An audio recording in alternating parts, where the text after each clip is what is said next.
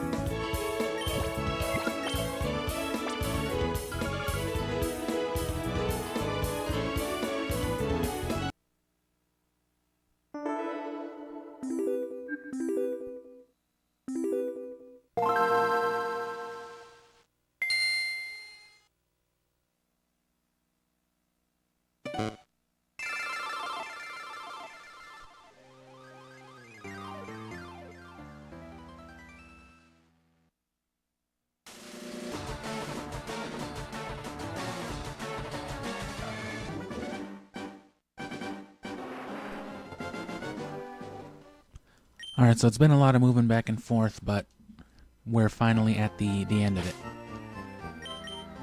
Moved over an extra nugget and then the amulet coin. Just so we can farm some money here in the Elite Four.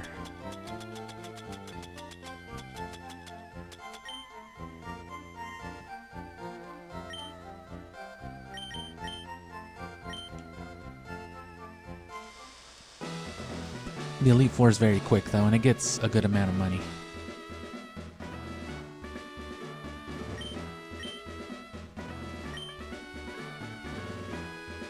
And yeah, I just traded over another nugget.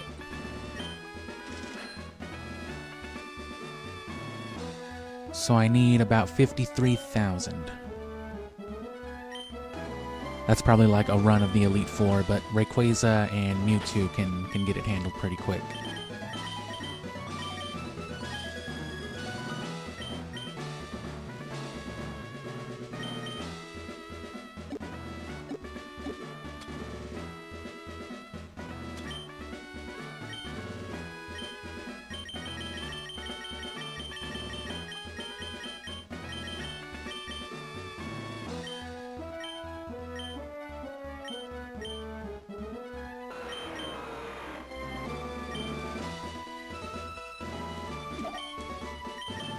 That should single-handedly take care of those ice types.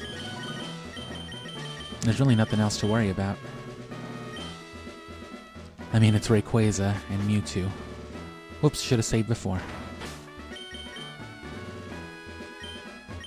Well, we literally just traded, so. Shouldn't be an issue, though.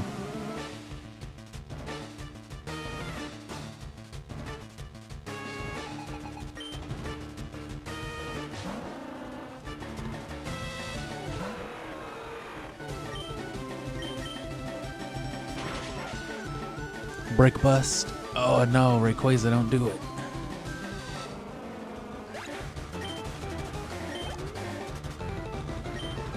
But with the amulet coin, I think these guys should be paying out like 3,000 to 8,000 something. Or 7,000 to 8,000 something, I mean, because they should be paying like 3 or 4 normally.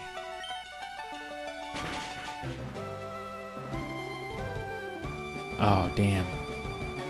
Oh, nice. Cloyster is incredibly defensive, though. There's probably if Cloyster almost died from that, I don't think any other ice type is surviving it.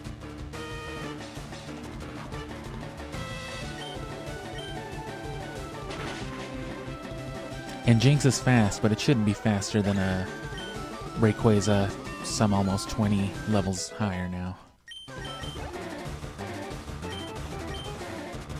But this is it, and then the good news is we don't even have to actually trade all this stuff back. We can register the team right from a Game Boy connection. So once we get everything on there, because I came over here, you know, for those TMs, having the rare candies, I mean. It saved us like 2 levels on Flygon, Charizard, Gyarados, and Salamence. Catching them up to, you know, Nuzleaf and Zapdos. Which I also had the, you know, my Leaf Stone here, one of my other ones, which you can just buy more in Kanto is the good thing too. And of course that King's Rock. I looked it up on Bulbapedia and Cerebi, and they're both wrong about its acquisition, or maybe it's just omitted, because they mentioned that it's only obtainable through the tower, through the mix mode, which it might be. It might be a reward for the mix mode on top of the one it gives you, but if you go all the way to where like the unknown are, if you get that little Pokeball in the corner, that's the King's Rock. There's a metal coat somewhere too. There's a metal coat wherever, you know, the entrance to the Ruby Sapphire quest is.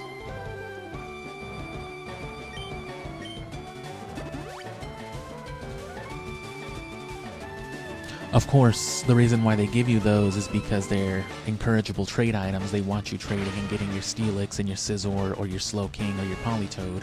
But of course, once you do that, those items are gone. There's also, I believe, a Sunstone there to encourage those evolutions. Basically, all the stuff that would have gotten introduced for like Johto, they threw into the Sevi Islands. So you can just find a King's Rock. You don't gotta do the whole ass Battle Frontier. But the Choice Band, that is the only way to do it, is battle points. And I wouldn't need this other flamethrower TM, except that I used, you only get one in all of Gen 3, the only game that gives you a flamethrower TM is Gale of Darkness. I already sold all my potions and stuff, right? Yeah. Can I escape rope from the Elite Four? No.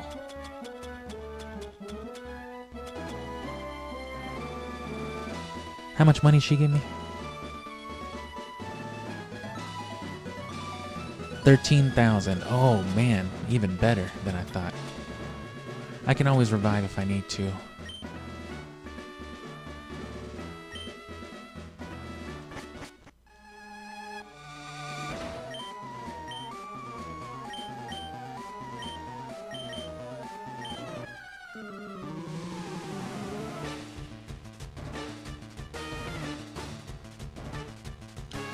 And yeah, the thing that's annoying about these TMs then is that they all require battle points or something similar, or coins.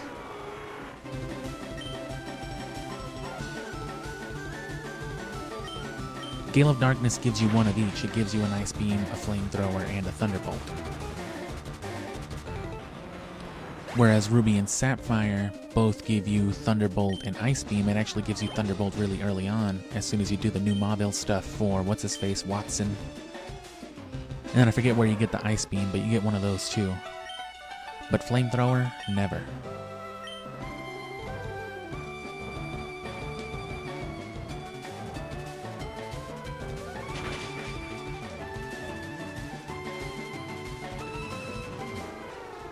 Or just the one, I mean, just the one in Gale of Darkness.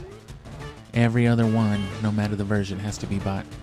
And they can't be purchased with money, they all have to be bought with battle points. Battle points in Hoenn or ore, and with coins in the game corners. Also in Hoenn and in Kanto, I guess. Which that would take way too long. I'm not about to do, you know what I mean, 4,000 battle points in Mount Battle, for example. That's like 40 runs of Area 9, or that's 4 runs of Area 9. Which is like 2 hours. It's much faster to just rack up 80 grand here. And just buy the coins.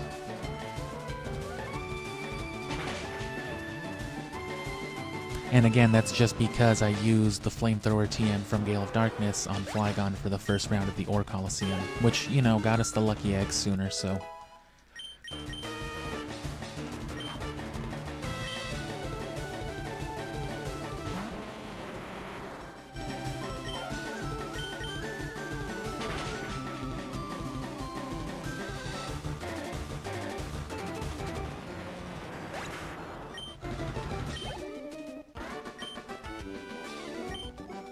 Another 13.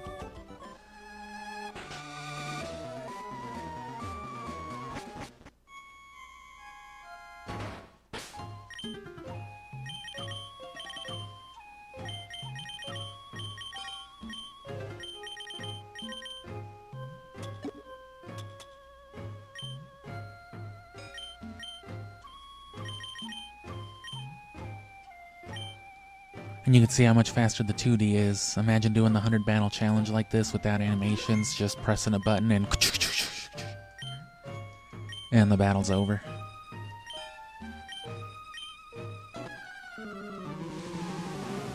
But nah, Coliseum makes you sit through a whole Broadway production for every little thing. Look at the models. Another reason to spam Earthquake too, it's just, you know, faster all around.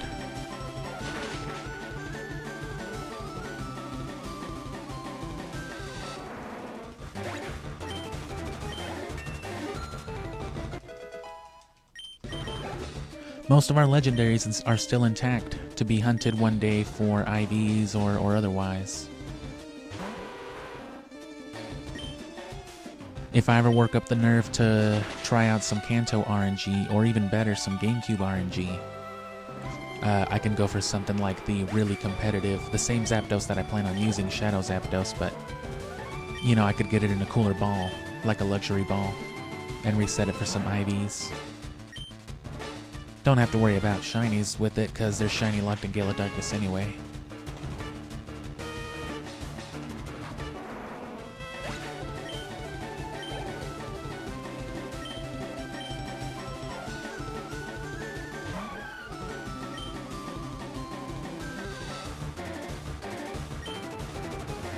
And yeah, the hidden power on my Gyarados, I found where I had it, it's 68 power ghost type. So it was a good one, but I can't say that set particularly benefits from it. Ghost is physical attack, so it would have been a good option. It would have been a nice way to kill psychic types too, but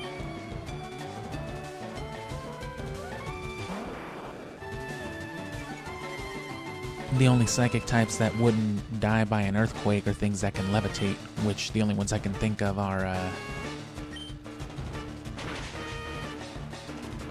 you know, Claydol and Baltoy, and then Solrock and Lunatone, which they die by surf or grass anyway, so that angle's already covered.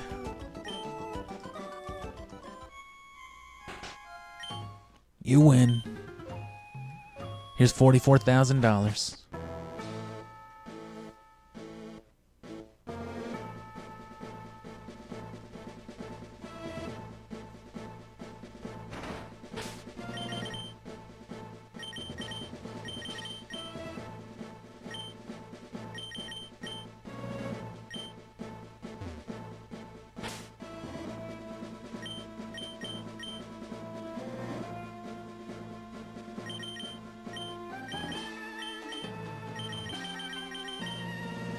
Damn it. And yeah, that one was just like straight up 14 grand.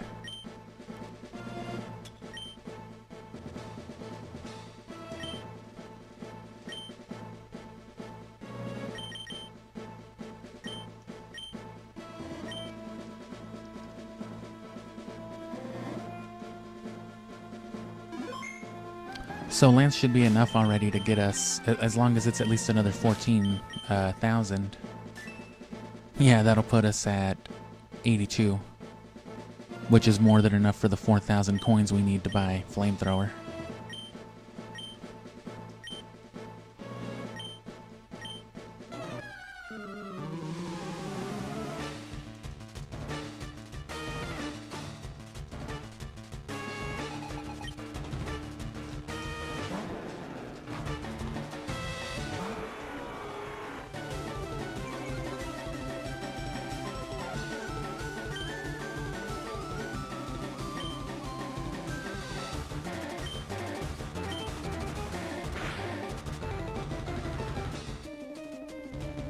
Damn.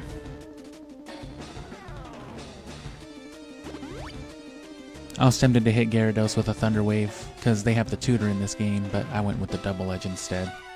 I almost went with the Hidden Power, but I figured at that point, if I'm going general coverage, why go Ghost when I can go normal at a way higher rate? Sure, there's recoil, but...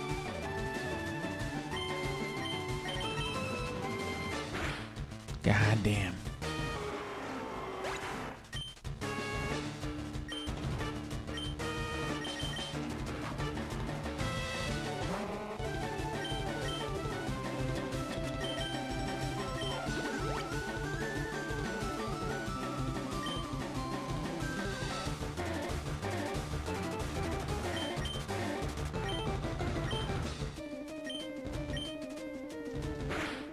Oh, good for me.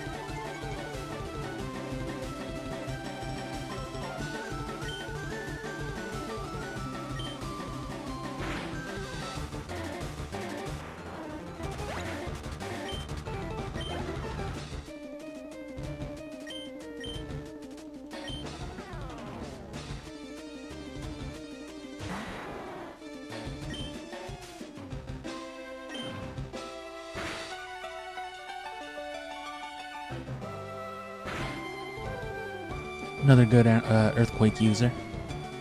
But, you know, I prefer Salamence.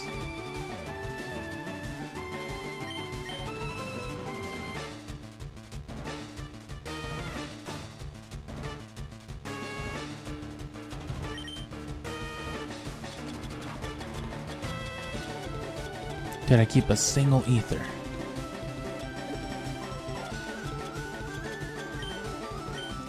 A Lepa Berry, perchance.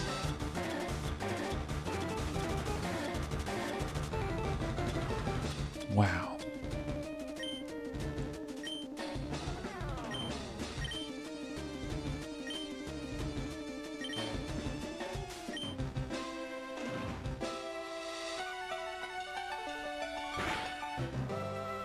Just gonna keep recovering till he uses Hyper Beam, and then I'm gonna switch to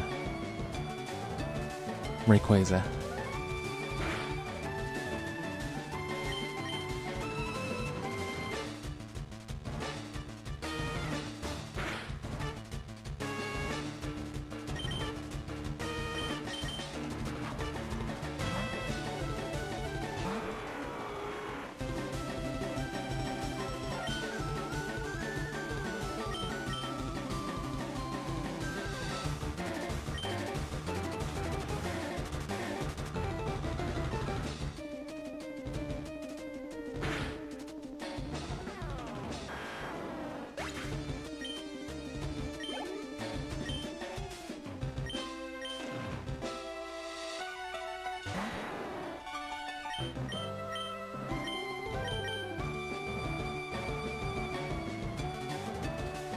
Shit.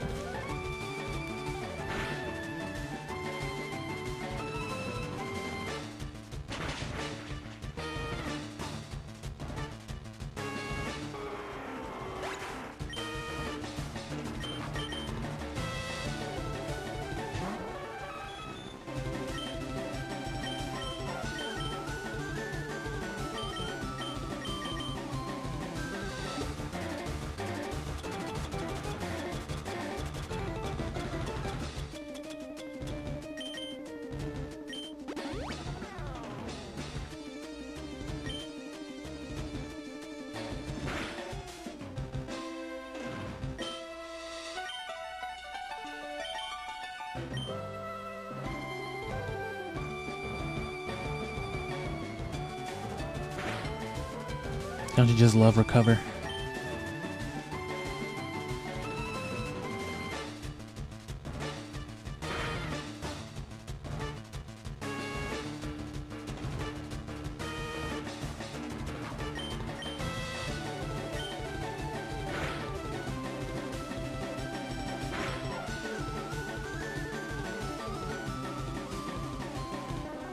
That works for me.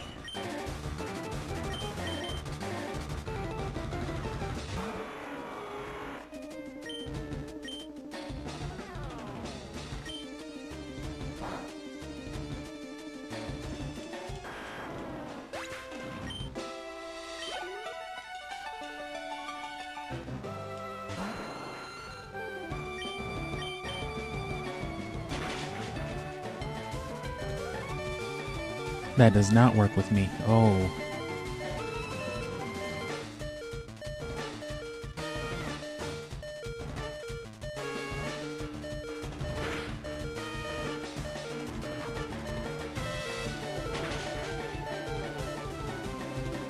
I wish they would just do bullshit early when if they're gonna do it.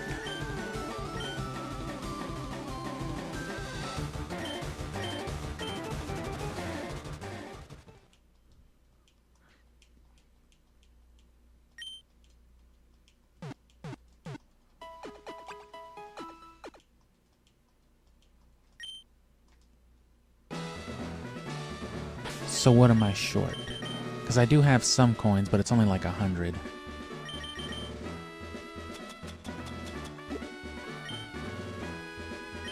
I already sold all my stuff.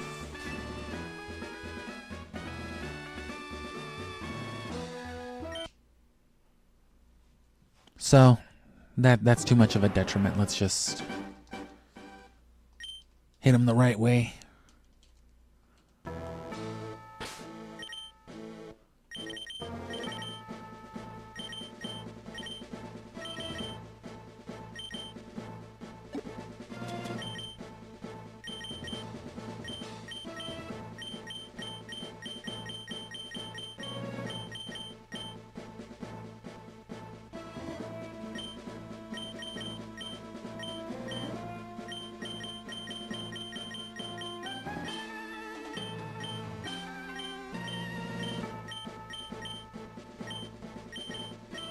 I don't think he can surf, can he?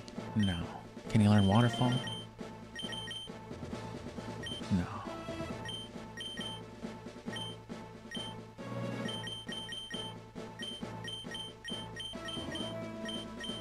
I think he can learn Giga Drain. No, it can't.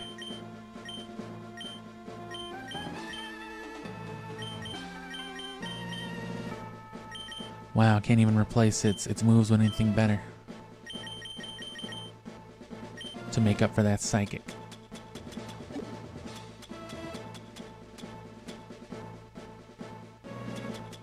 I did use my shockwave on this game too.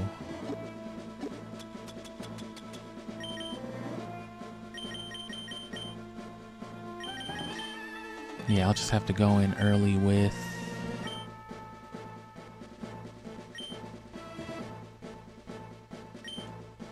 Rayquaza.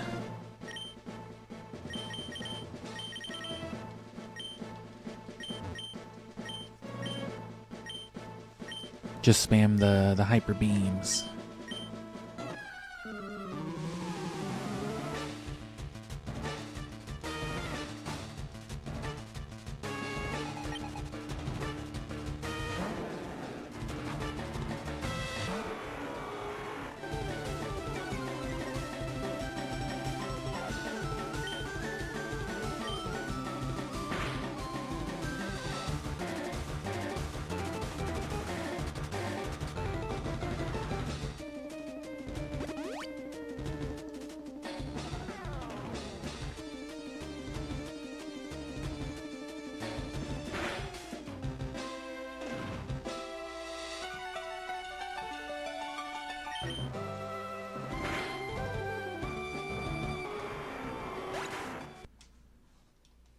Alright, let me do my hyper beam first then.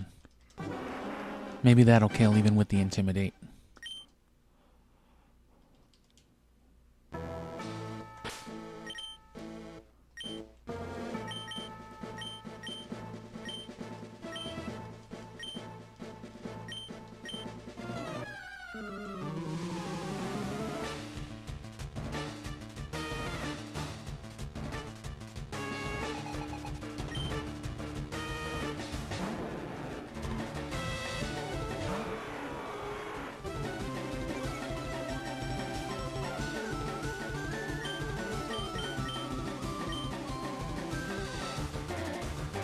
Oh, I already got rid of it.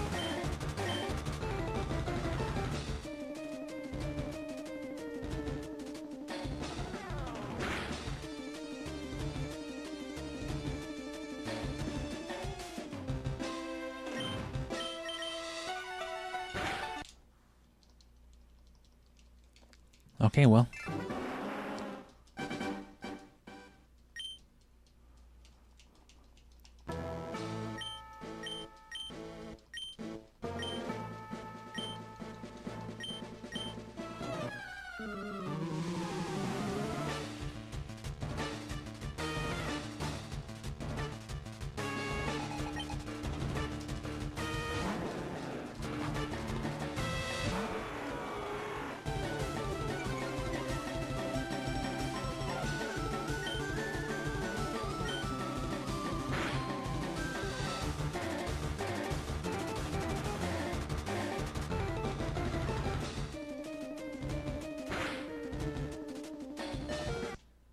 Oh, I lived it too, but I probably wouldn't have hit it anyway. I need to go for a critical hit. Either a critical hit or a missed hyper beam. That's the only way I'm going to do it. Because then I can switch out of the outrage and I'll be fine. Sometimes that's all it is. It's just the bad roll. I could have come in here with more stuff, but I mean, I need money. I need that flamethrower. I gotta have flamethrower on Salamence for this map battle team.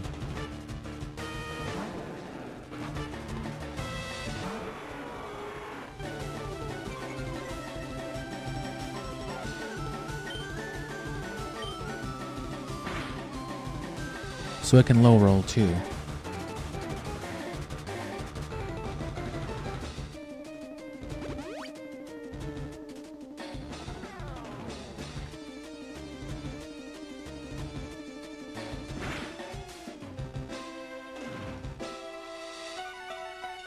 Okay, there we go.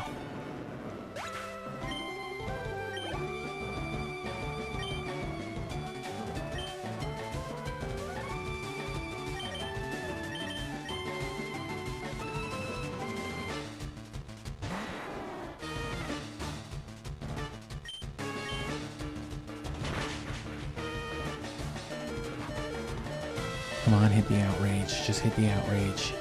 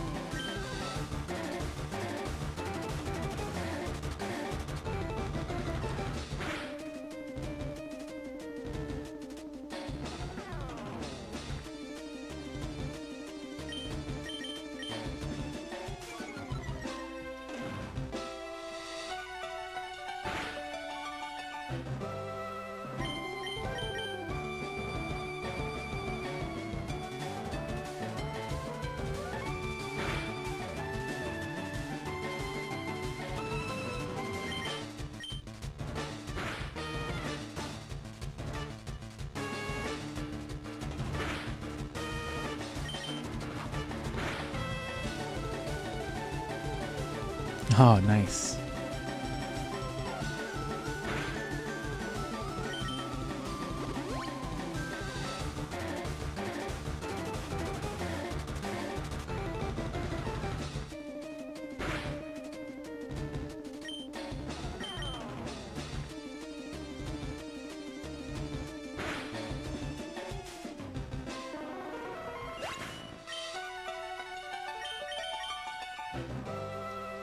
Come on, paralysis, you piece of shit.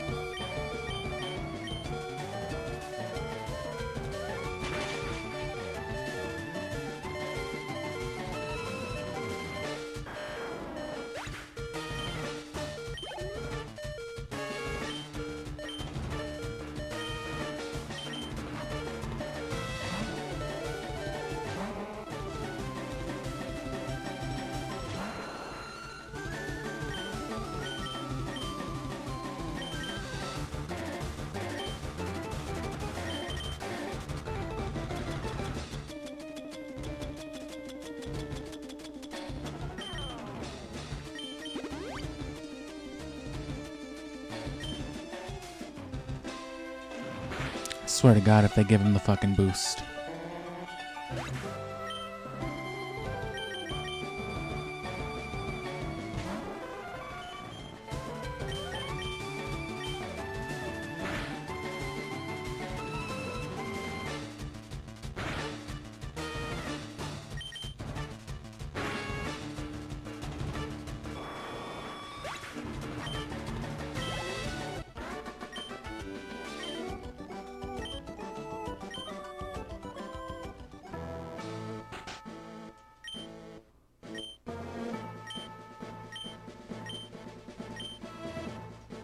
Alright, and with that, I think we can just lose to Gary and go battle some dweebs.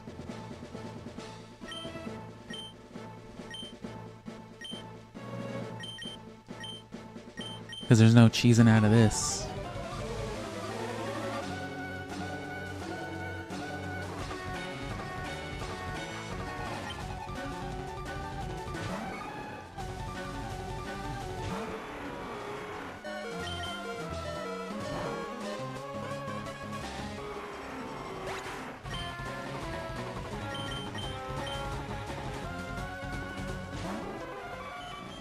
Sure, I'll take some XP.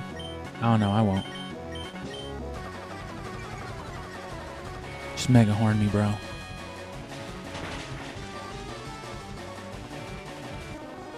Because that had us at like 82 or 83,000. Down to about 70 something.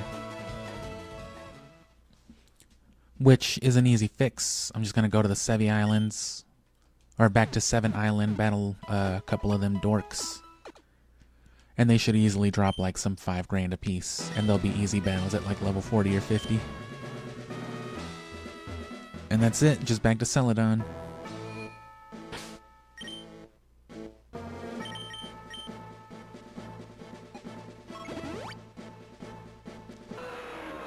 I got confused. It's because I said Celadon.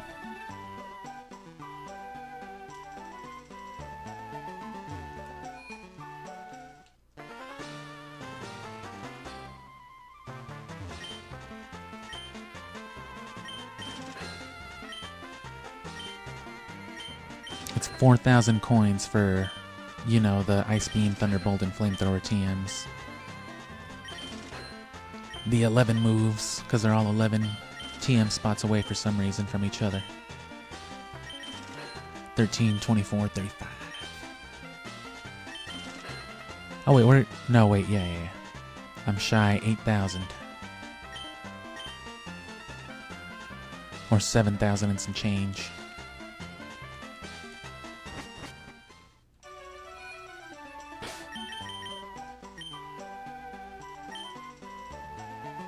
And then that's it, team's done. I was going to run the King's Rock on Zapdos for the extra sensory, but I feel like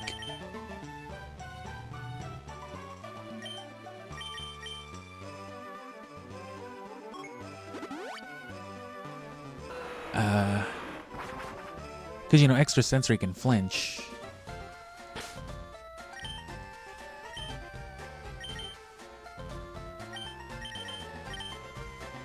So I figured it'd be a pretty good combination. And Shift Tree definitely doesn't need it, because it has Fake Out as a dedicated flinch. But Rock Slide has the chance to flinch, and it hits multiple targets, so...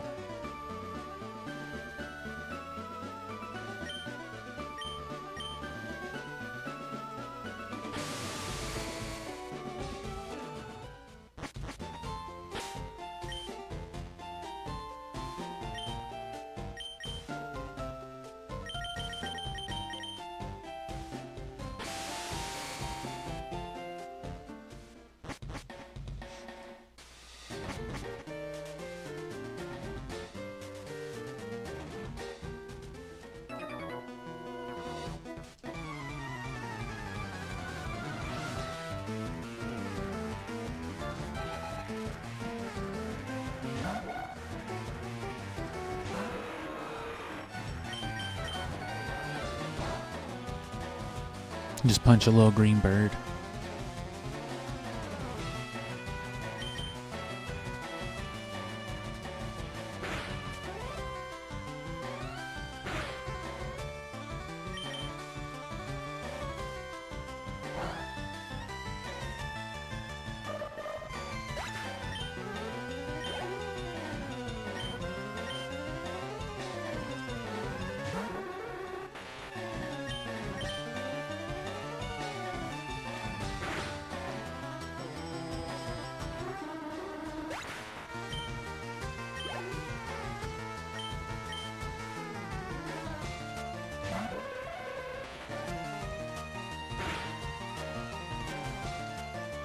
Power outrage.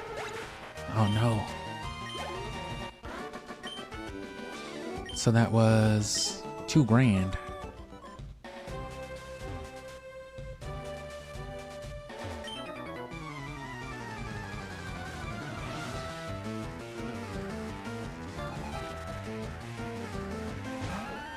I sensed your approach. By that, did you mean you heard giant Space Godzilla behind you?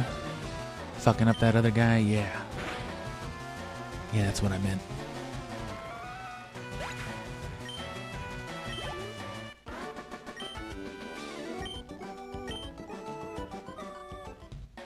Two more battles.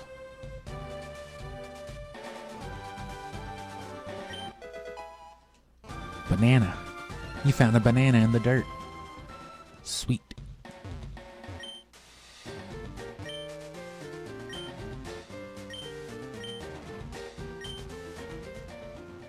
Swords Dance, that's good. There's Larvitar and such out here as well. But again, this is the island where you want to get your King's Rock.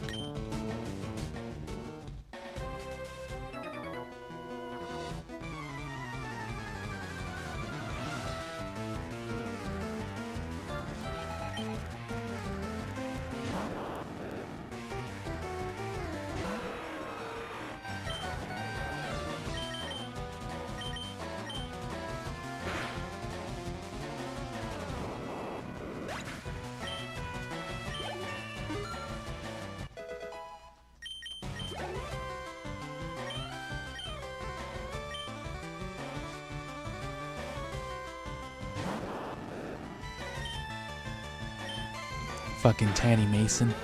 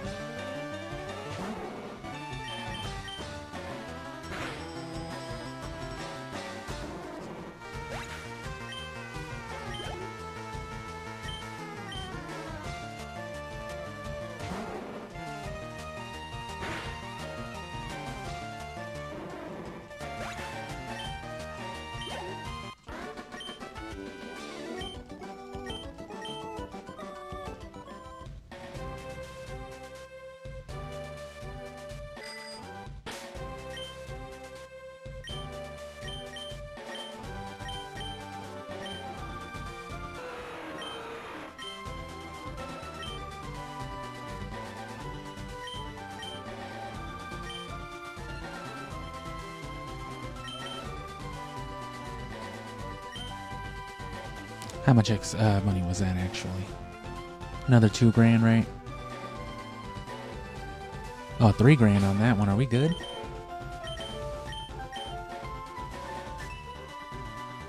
Because now we're at 10. Yeah, we're more than good.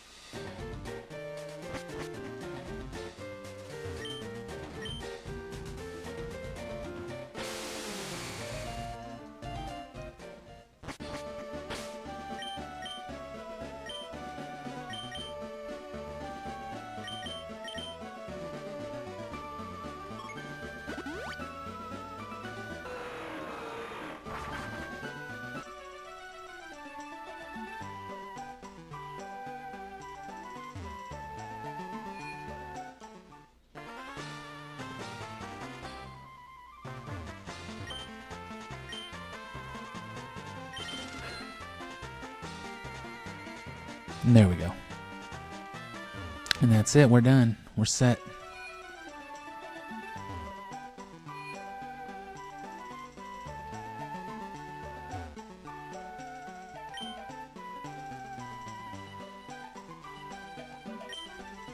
And you know what? I have a little more faith in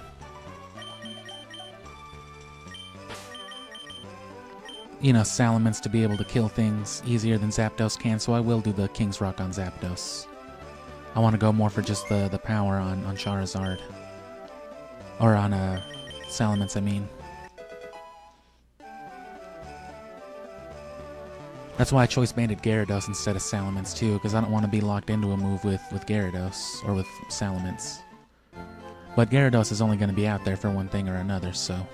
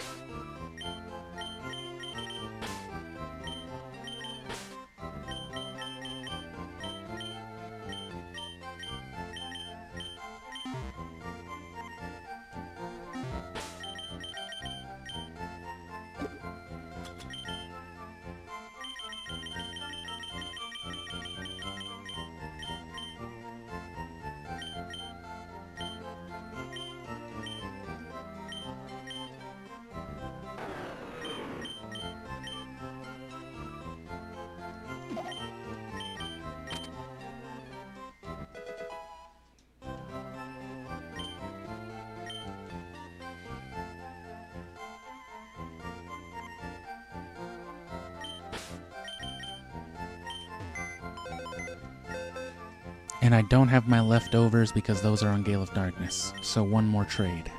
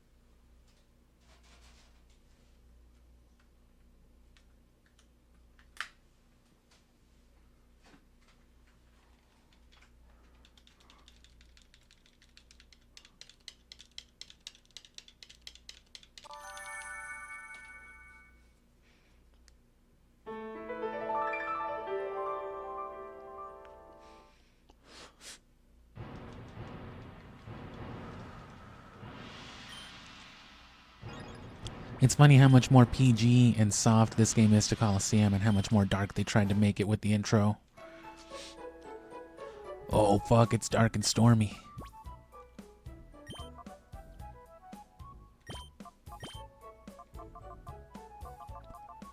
Another Carbos, some more HP up, PP ups. 2 more rare candies. White herb, and then yeah, the leftovers.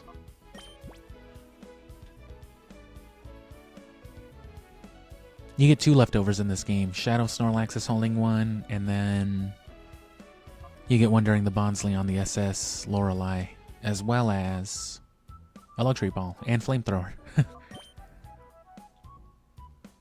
So that should be it.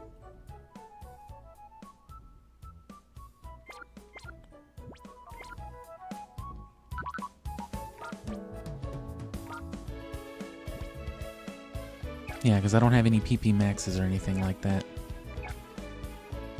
Shouldn't be too necessary anyway.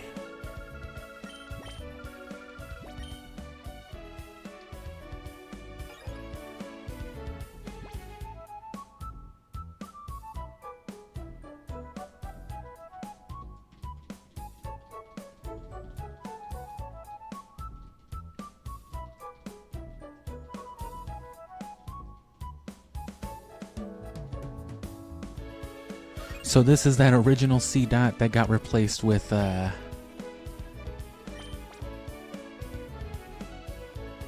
that got replaced with Breloom, you know, with Shroomish early on in Ruby. And then of course our other fully evolved 80-something Shift Tree, that's the one from this game from Gale of Darkness. That's the Shadow C dot.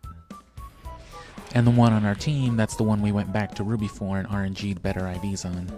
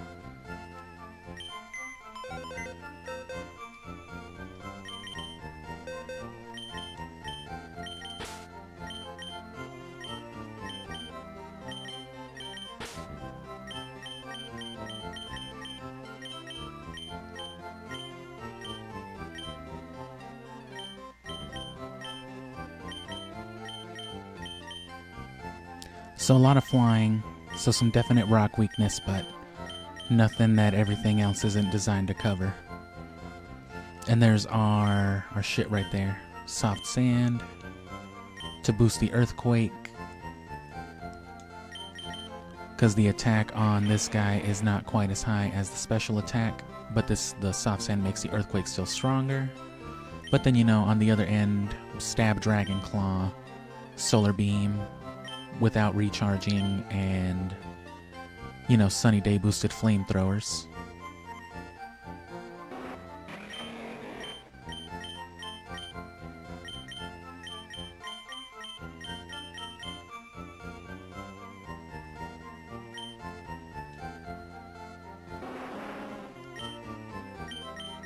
Same thing, dragon coverage, especially boosted flamethrower.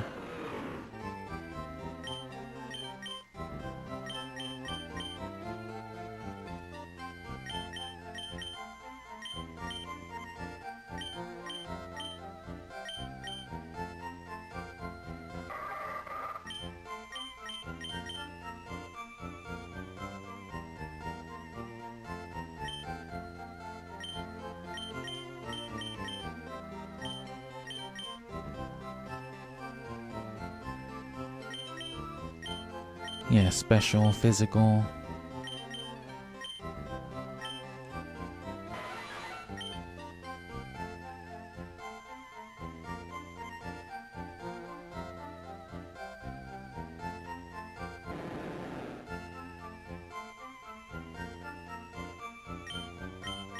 And then stab. Bypasses accuracy in the rain. And then the choice band is going to be, you know, it's mainly to compensate the special stuff, in particular Thunder. Although Thunder's really just going to be for other water types, and in particular other Gyarados and Mantine. Because Mantine can be a real piece of shit. And then Double Edge for just general coverage, whatever Earthquake can't handle. Which, that doesn't need compensating. That's the highest attack in the party, 200. To Salamence's 179 and Shifttree's 155. And then that Chlorophyll speed boost is going to make Shifttree stupid fast, 216 in the sun. So Shifttree's going to be a menace, plus priority guaranteed flinch, the chance of flinch with extra sensory, 2 chances of flinch with extra sensory and King's Rock. And then yeah, Choice Band, King's Rock, Twisted Spoon to boost the extra sensory.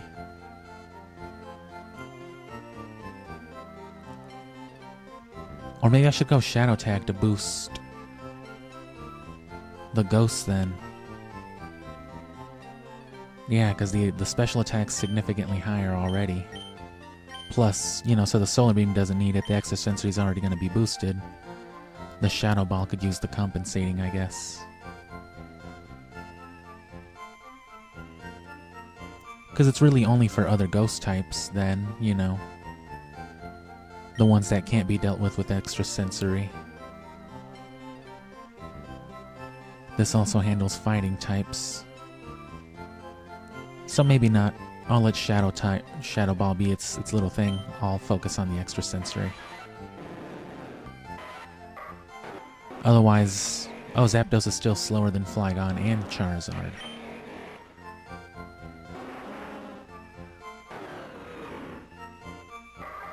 So yeah, I would have preferred, honestly, Rock Slide and Aerial Ace over Double Edge and, say, Thunder. Or at least Rock Slide over Double Edge. And then my other option would have been, you know, Aerial Ace for the stab, but the fact that Gyarados can't Aerial Ace in this generation is... it's pretty stupid. No stab flying. I don't even know if it can learn Sky Attack, which would suck. Not on Zapdos, though. It's cool on Zapdos. No Power Herb, though.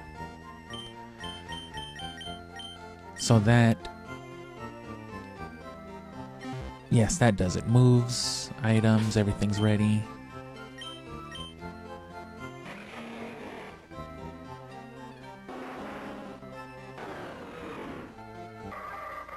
One more little look at it for good measure.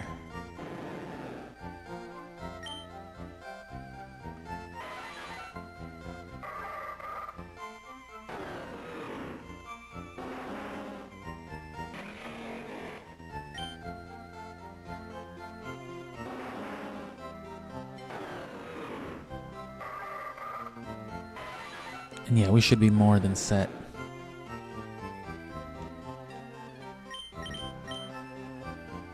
And now the cool thing is, like I said, we don't even have to trade the team back.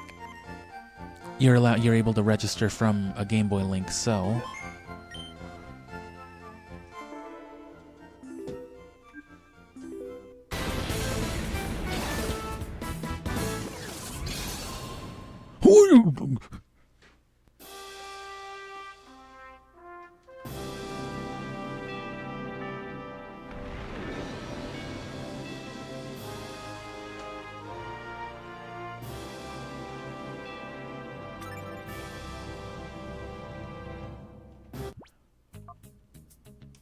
So Coliseum Battle, Solo, Register, GBA Pokemon. So go back here and then just press A.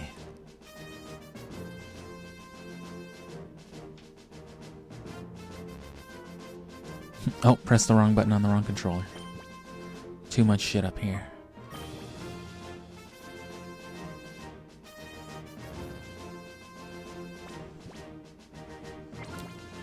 And yeah, I forget to move some of these cables back around, so that's on me. There we go.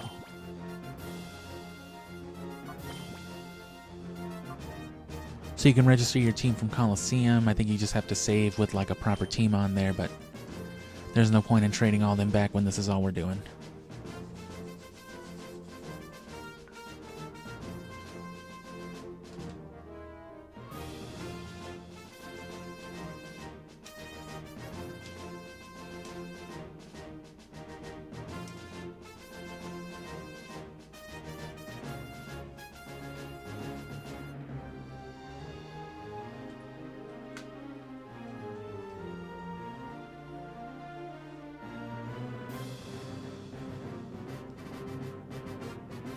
And it's just like a flash copy of it, you know?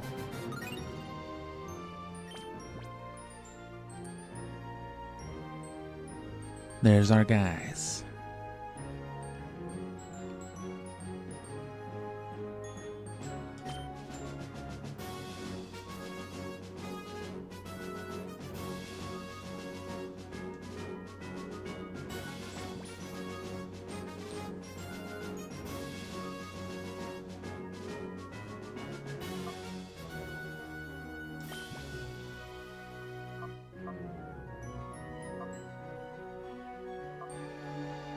And that's the Ore Coliseum. I forget which one this one is then. It's Fanac, Pyrite, the Under, oh I guess the Deep.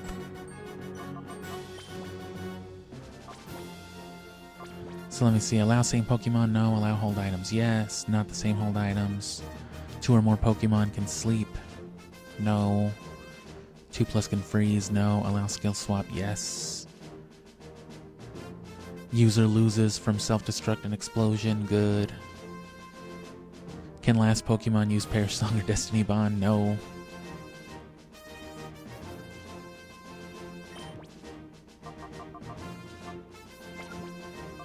Alright, well.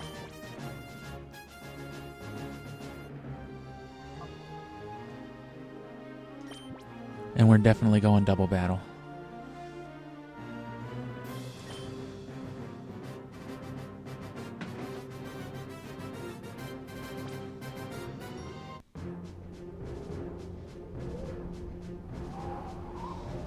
Oh, fuck. I didn't realize it would do it like this.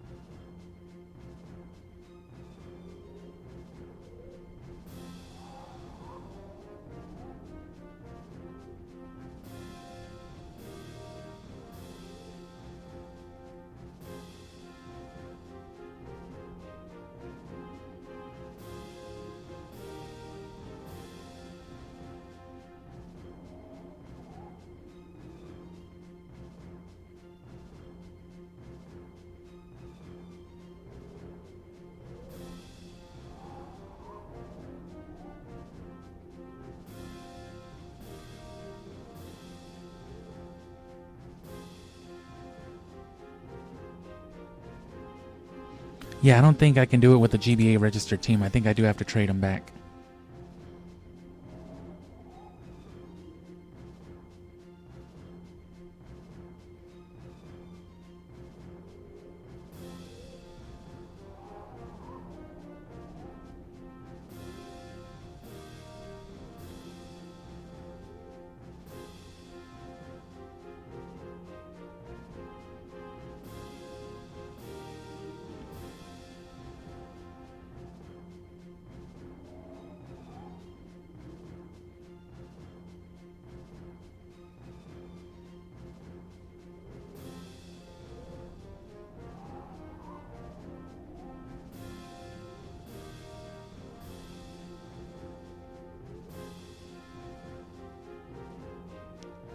Ah, okay, so, I mean, this is an option, yeah. I'll just go ahead and run a battle for fun. Because I didn't know it would, you know, show you the trainer that you had. The fucking red mod.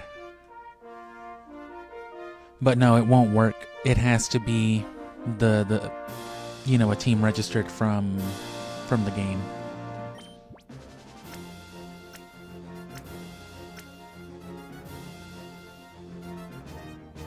I'm just gonna run a battle though, just for fun, and then, you know, I'll clear the data.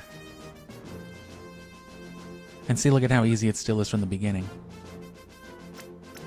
It's scaled levels, but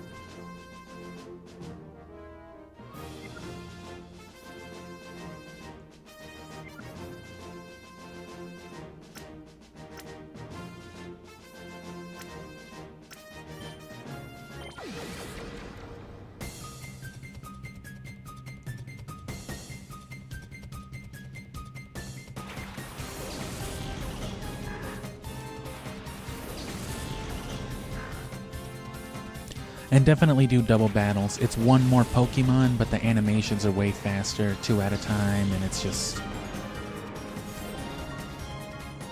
Imagine earthquaking one Pokemon at a time, and then another Pokemon, and then another Pokemon.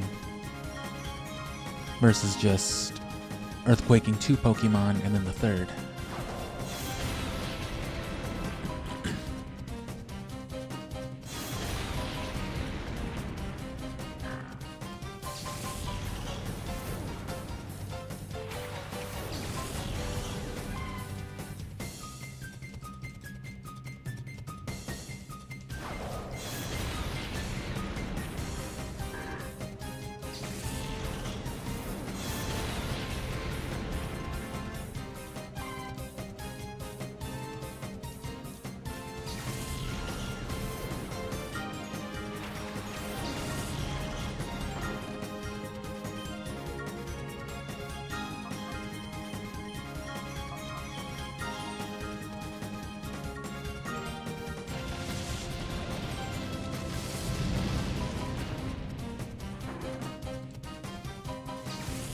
So as cool as it would be to run around, you know, as Red or Leaf or whoever else in this mode, if you actually want Ho-Oh, it has to be with the team registered from, you know, the game.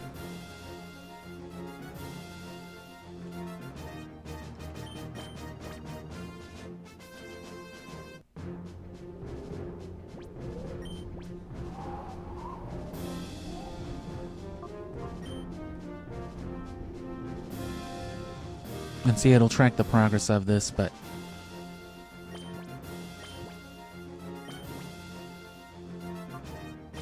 override it because I don't care. I'm just gonna compare the speed to like a single battle. Oh, it's a different team and everything too.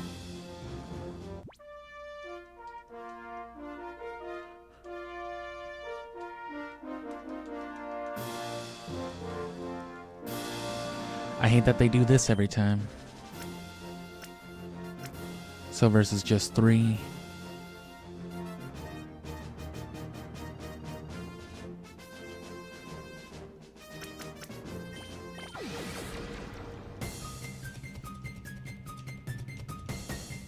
This guy doesn't seem very nice.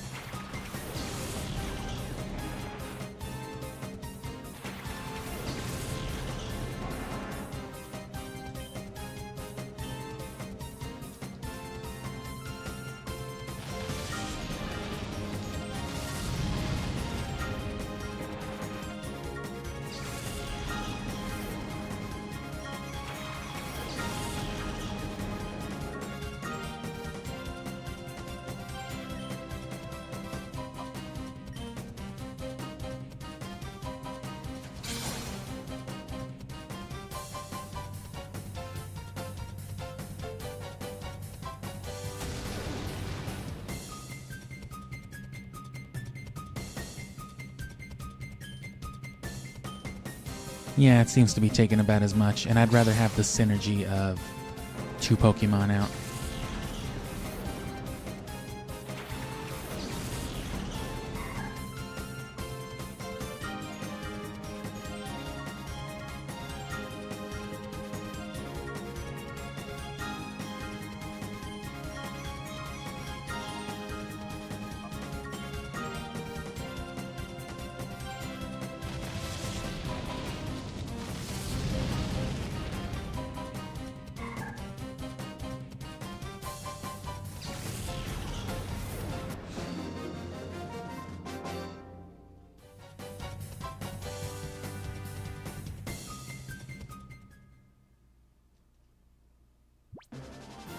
So yeah, I guess let's get this team properly traded over and registered, and then we can pick this up again later.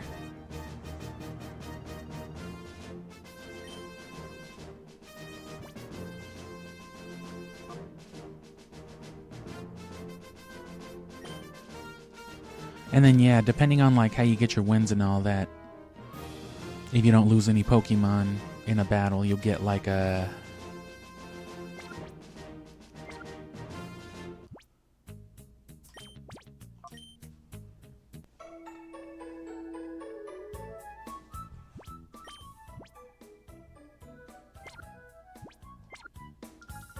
Yeah, you get those extra continues and stuff like that. So worst case scenario, you know, you do lose a battle as long as you win a bunch of those early ones. So don't get reckless, you know, because you're going to want them continues, but you don't have to worry about getting perfect losses or perfect wins every time. If you lose once or twice and you have those continues, you can still get Ho-Oh. Because there's a lot of like unclear or just misinformation with this. The only things you have to do, only, right? You've seen how long it's taken us, but all you really have to do, you have to beat Coliseum, of course, catch all 48 Shadow Pokemon. The later ones are all restricted to the post-game anyway, so obviously beat the game.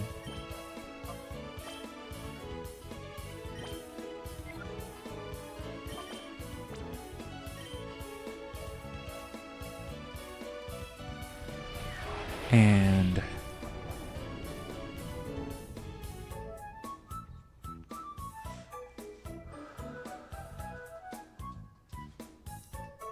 yeah, and then just do the 100 battle challenge with all 48 Shadow Pokemon purified.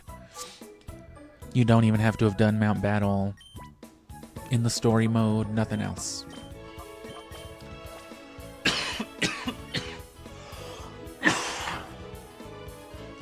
Oh, wow.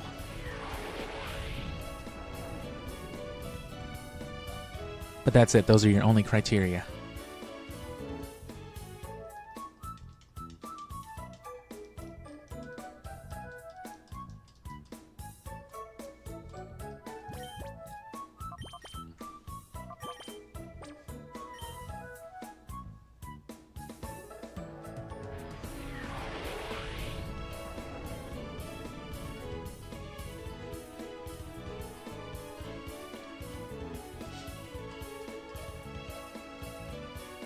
Yeah, because a lot of people think you have to do the Mount Battle in the story first, which we did anyway. But they think you have to do that and then do the one afterward after purifying everything. And then I've seen some people say that you have to beat it with the same team. It has to be the exact same story team that you did it with.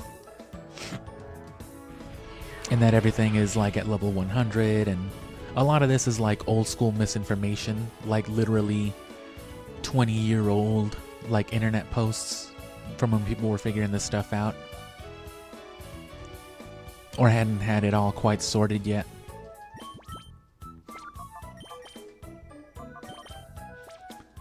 And a lot of that is just, you know, kind of prevailed. It's kept being spread around in that same way. But no, again, that's it. Catch and purify all 48 Shadow Pokemon, and then do the 100 battle challenge without interruption, without swapping, and, you know, without losing along the way, because you can fail the challenge along the way, but that's why they give you the chance at continues and all that. Which you should really only be needing them, if at all, throughout those final like 20 or so areas or 20 or so battles. Because that's when things start to get more fully evolved. You saw how even though they're level scale, that first fight was still just like Poochyena, Slakoth, Ralts.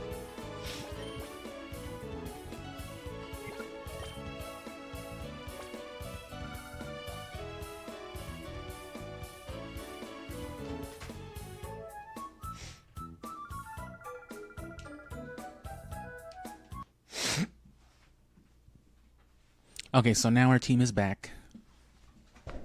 It's the exact same team, but now we can actually register it, because it has to be, that's the other condition too. It has to be the same file. So it won't work the way we did it. Even if you can register a team and do all the modes for sure, but Ho-Oh is only obtained by doing the Coliseum battle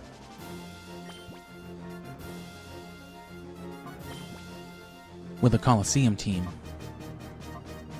It's gotta be, you know, the same OT.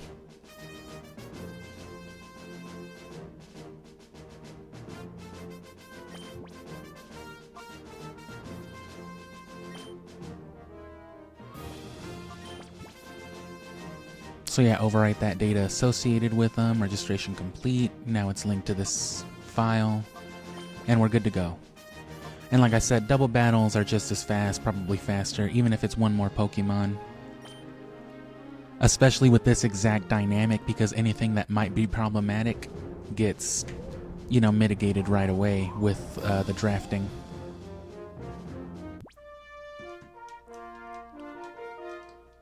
And you can't even mash past this.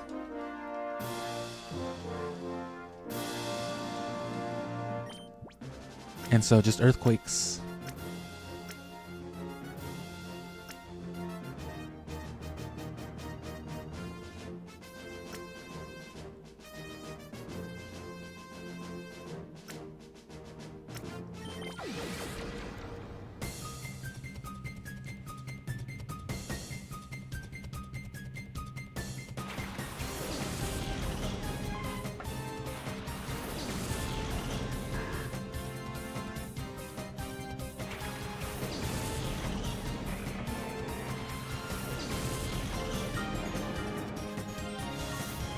But yeah, we finally officially started. This is it. There's the Mount Battle Challenge.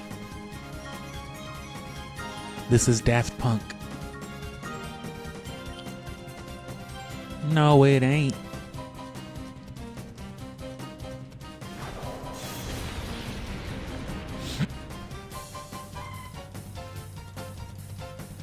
And being choice banded means that once you use a move with Gyarados, it's locked into it, but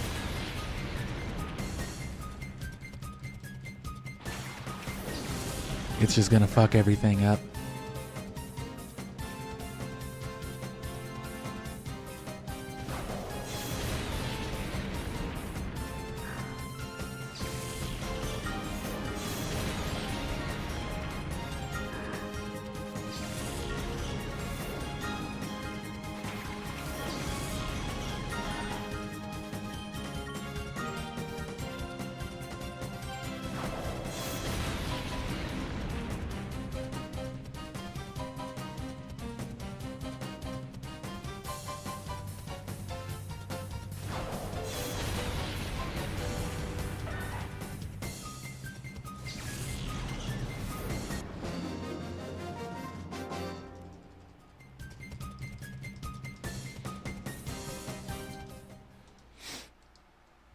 We'll see how long this area takes.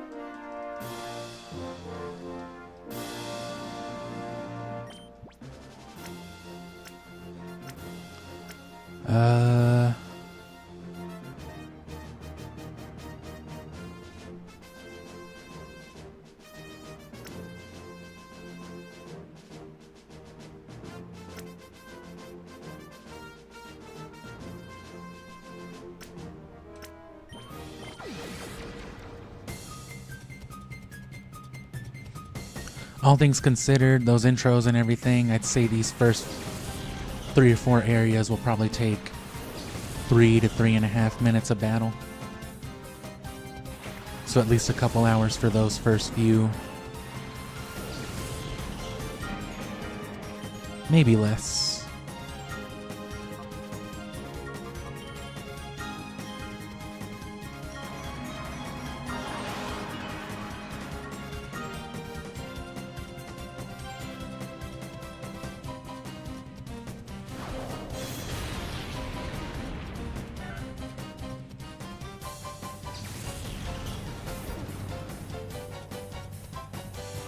And and it's not just the Coliseum that does it, it's the separate game mode.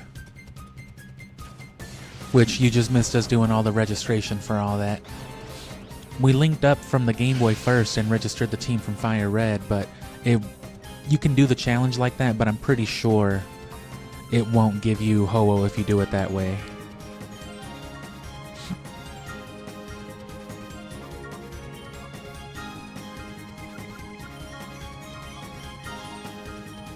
And you know, I'm not about to find out.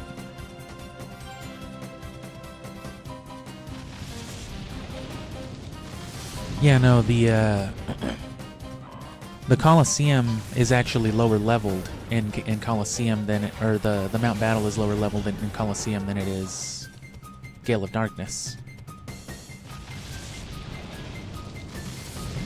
It caps at level 60, whereas Gale of Darkness is Area 10 ranges from like 66 to 70. And then the last guy even has Kyogre and I think Latios and Latios.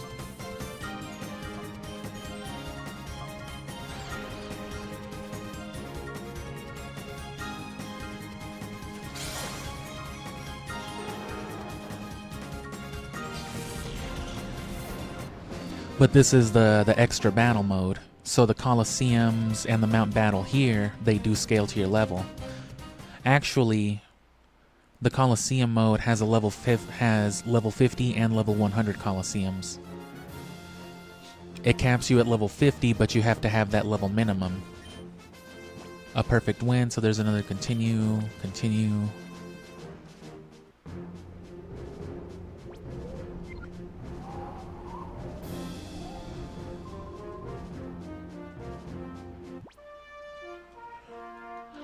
How should we just let me skip the fanfare?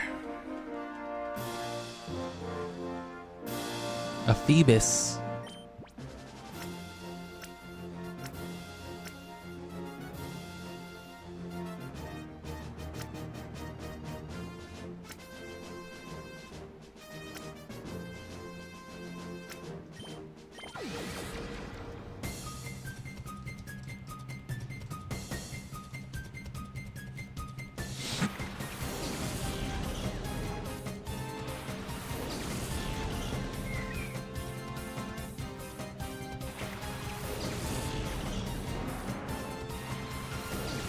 And of course drafting helps. Having the option to draft right at the start.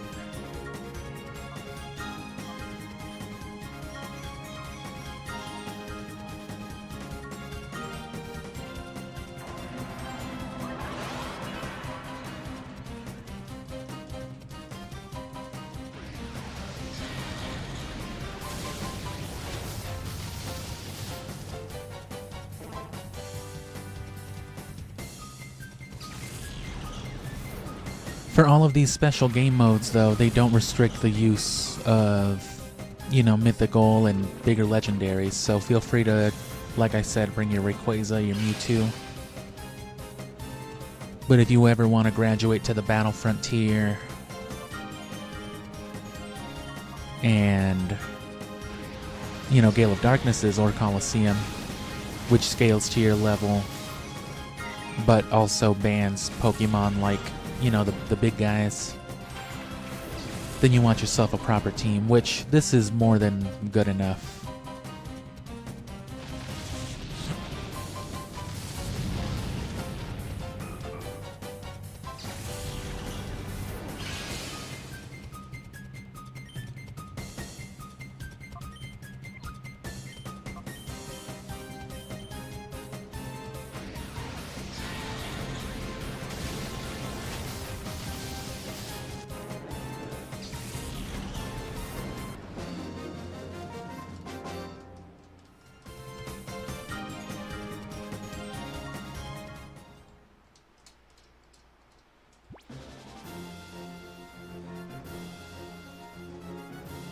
I don't know how long I'll keep going for right now.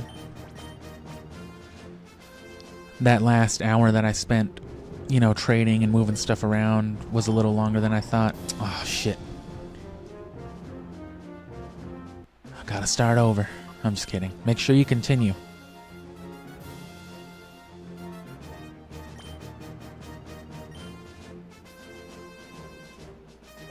And you know, once you reload, you gotta save again or else you're fucked. I think if you walk back though, it lets you... It gives you the option again.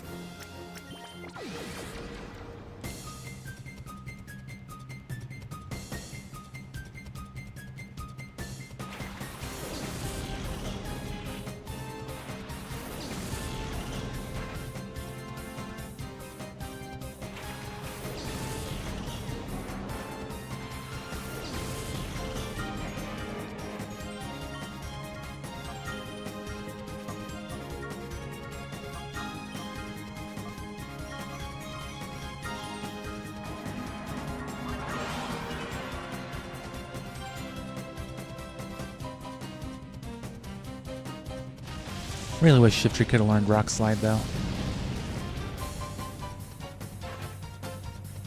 That would have made him a fucking flinch monster. That's probably why they didn't though.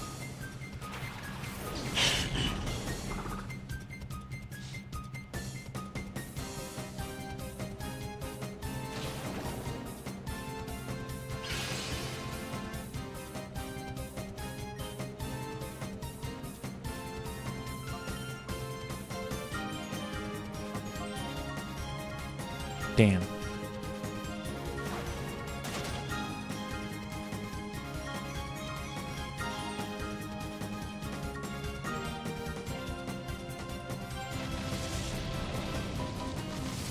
But Fake Out was like 30% of us winning the first round of the Ore Coliseum too. Fake Out is a fantastic move. Which I believe Ludicolo can also learn Fake Out on top of, you know, Hariyama.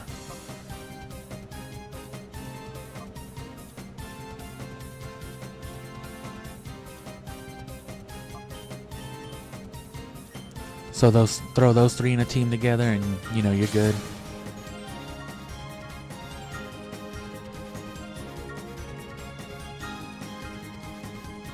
Which wouldn't have been a bad option for this game, for this team. Could have gone Ludicolo over Salamence, like I said, and then just snuck Hariyama in there somewhere.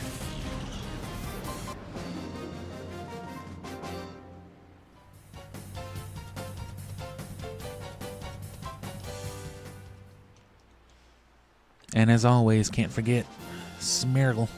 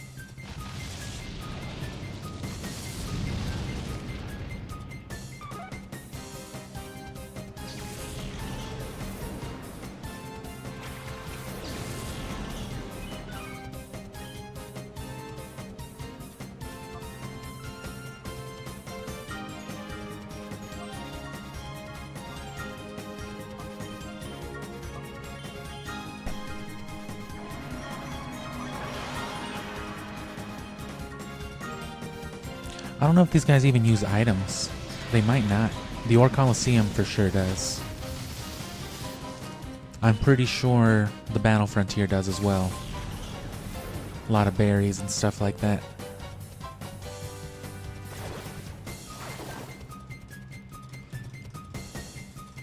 Those pinch berries are good too, but after a while some of that stuff gets a little excessive, especially for, you know, CPU battles, story purposes.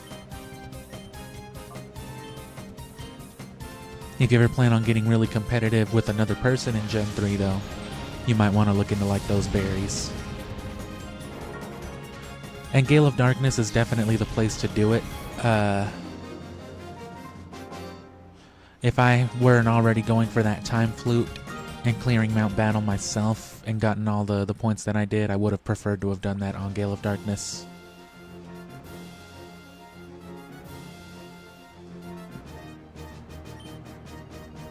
You have earned an extra continue.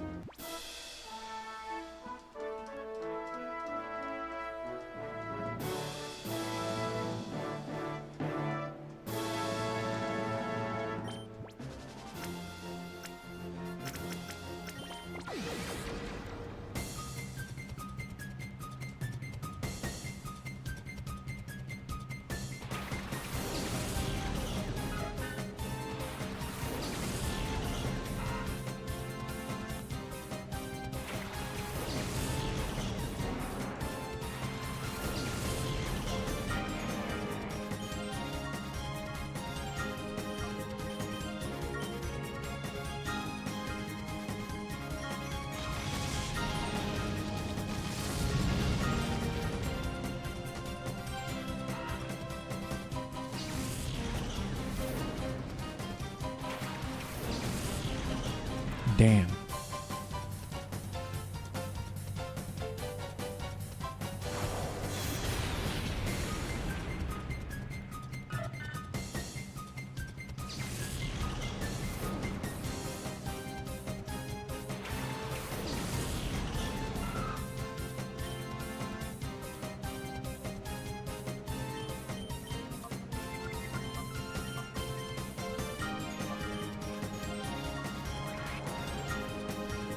Fucking Aaron.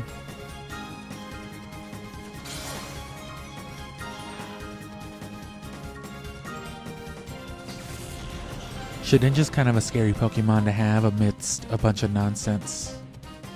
Oh, it shows you their HP, the actual number value too.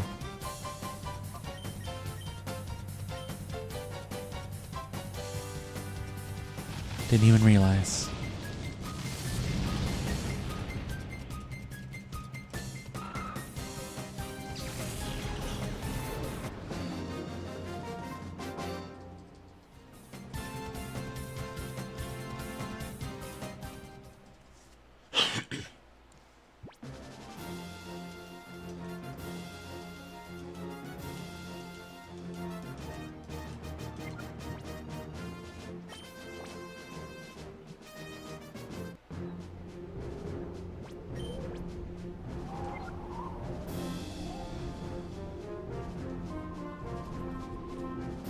I hate anyone who can't abide by the rules. I hate everybody who doesn't understand God's love and mercy. Oh, fuck.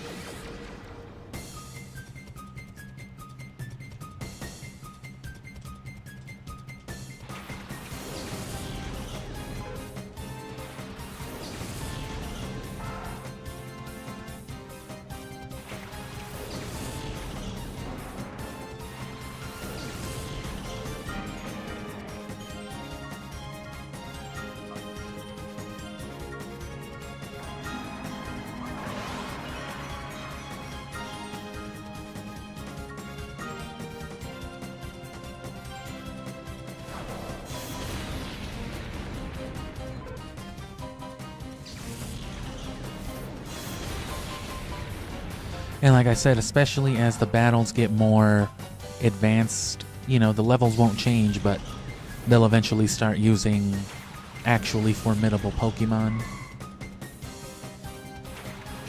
So at that point, you can't count on just one-shotting everything every time. So that's where it comes in handy, being able to always set up something like a flamethrower, a sunny day for the flamethrower or the solar beam. Just in case they whip out a couple of things that can't be knocked out by 1 or 2 earthquakes or might even be immune to them, you already had your Charizard set some shit up. Or Zapdos inversely. Which a choice banded Surf in the Rain from Gyarados is nothing to shy about, especially when there's, you know, Zapdos running support on that.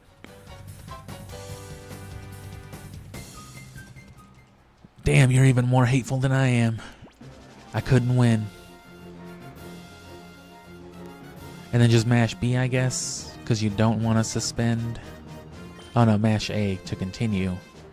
And then mash B to not suspend up the stairs.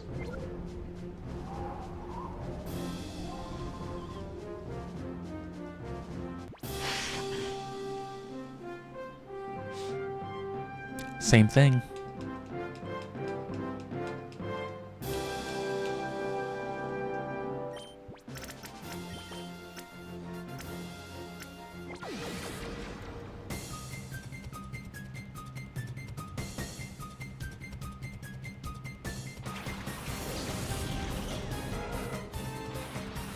And yeah, there's some gimmicky stuff along the way, too. There's someone who's got, like, the Reggies and stuff like that. I'm not sure if that's in the single or the double battle.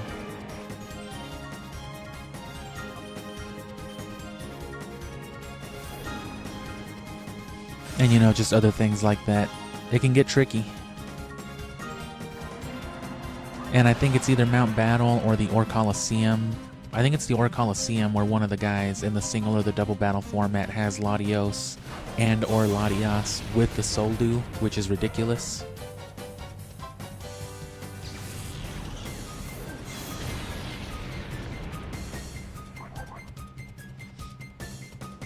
Explosion's not a bad option. I was highly debating throwing Explosion onto my Shift Tree, because C-Dot is the only member of the line that learns it. You gotta get it up to level 43 without evolving. But I didn't do that.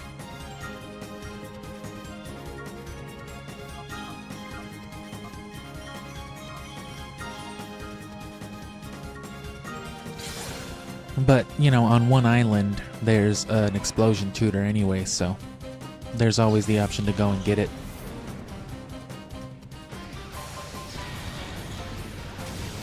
But extra sensory with the Twisted Spoon on top of Chlorophyll, Solar Beam, Fake Out, and a Twisted, or what else was it, just a Shadow Ball?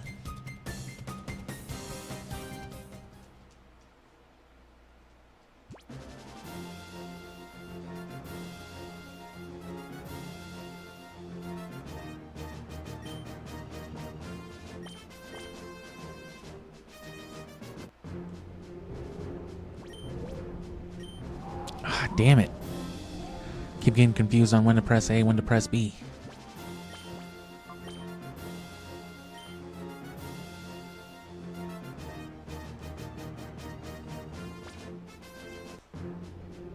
And yeah, you could totally connect all that stuff as well with the DS. That's why it was such a shame, especially that Gen 5 never really got a title like that, and they didn't really do stuff like that after the fact.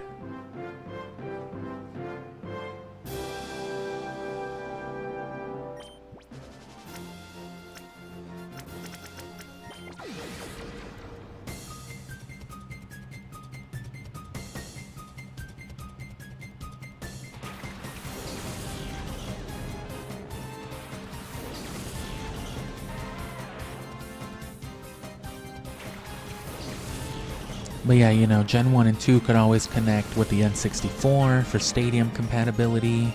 I think even Pokemon Snap, I'm not sure though.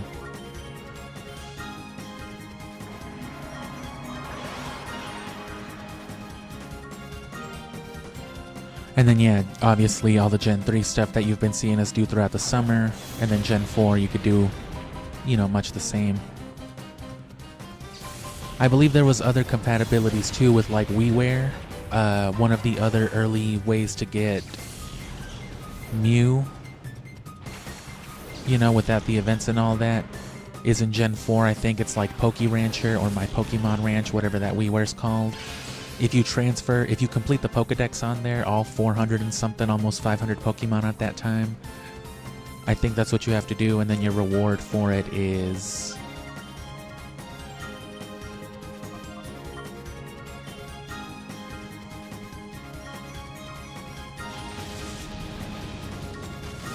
yeah, Mew.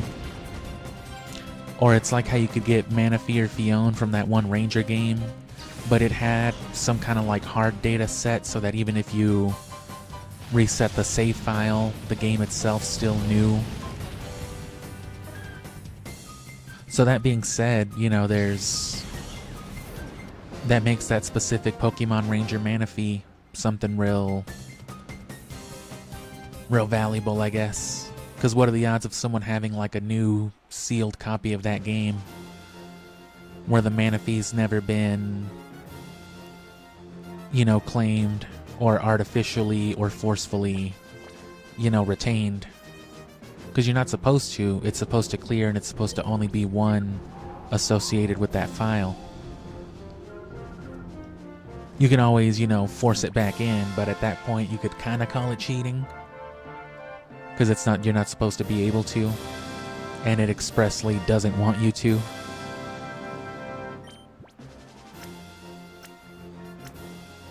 Bunch of flying types, so...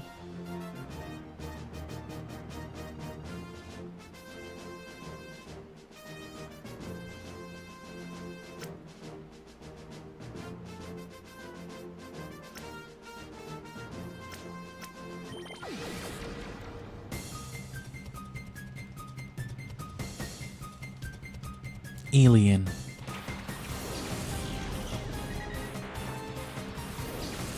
But having something like that for Black and White for Gen 5 would have been awesome.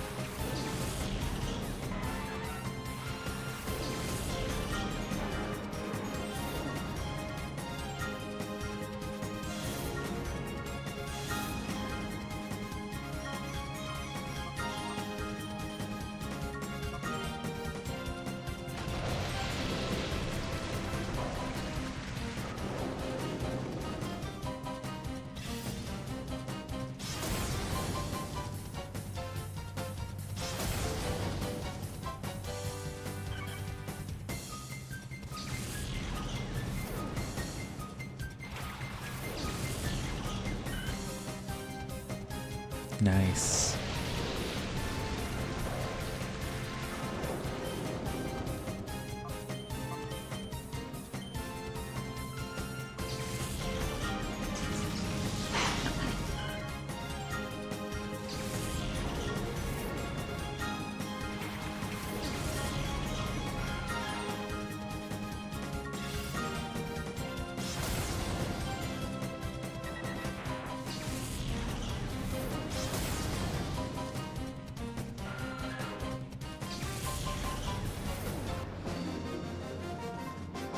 So yeah, just under the 30-minute mark for this area.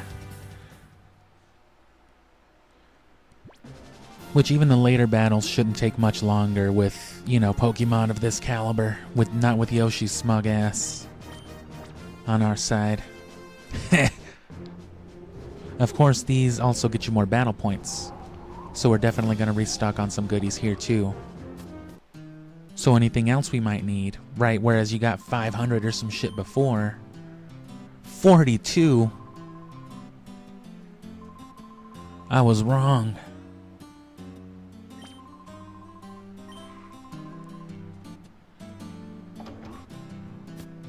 Damn, I thought they'd be giving like 1,000 a time.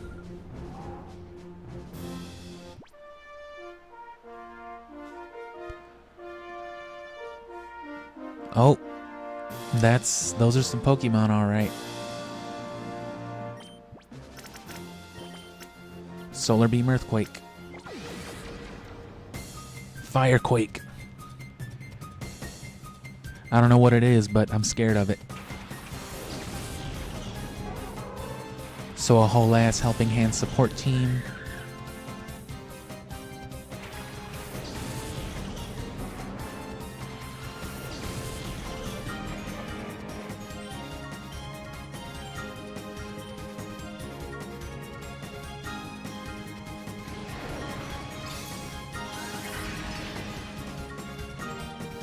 A little help.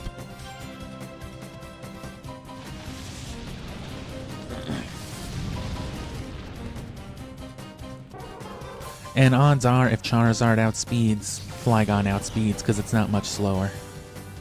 Something would have to be literally within like that 7-point range.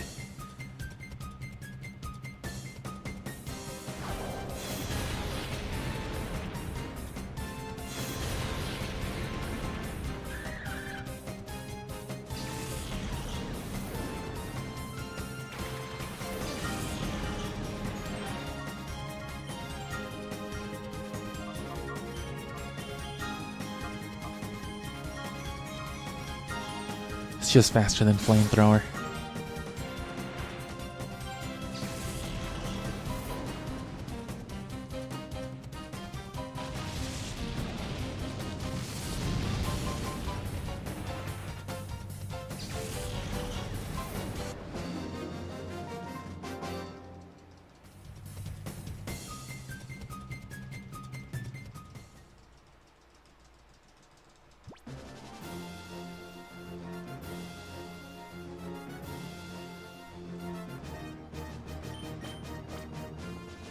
So what I'll do is I'll round out the hour, which should hopefully, you know, if I can keep up this brisk pace, should hopefully get us through the next 2 areas. Up through 20 and up through 30.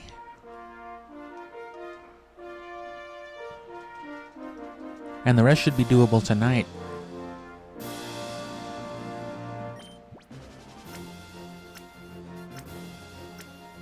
So, flying water.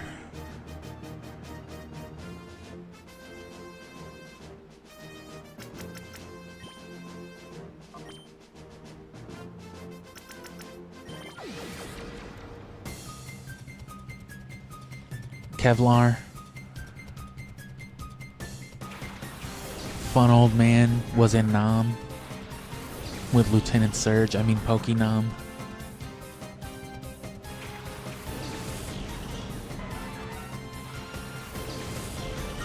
Poke Normandy Beach. I'm sorry, Poke Normandy Beach.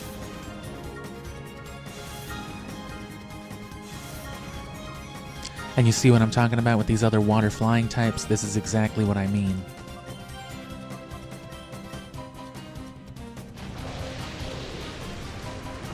What's a Gyarados gonna do about it?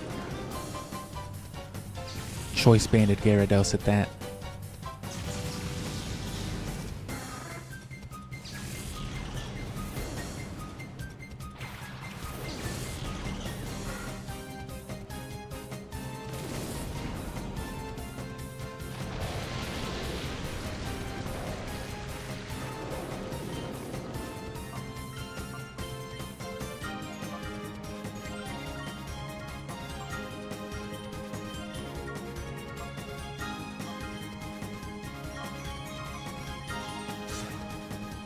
Oh.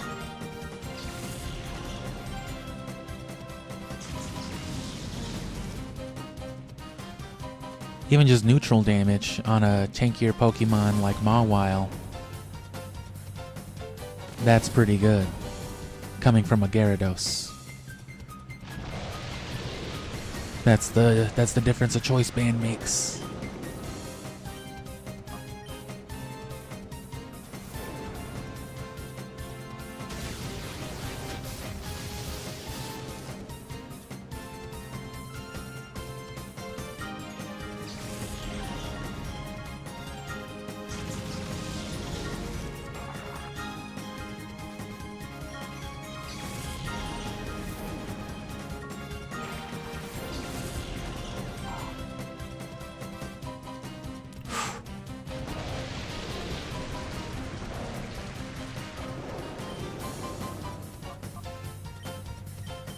And that should do it.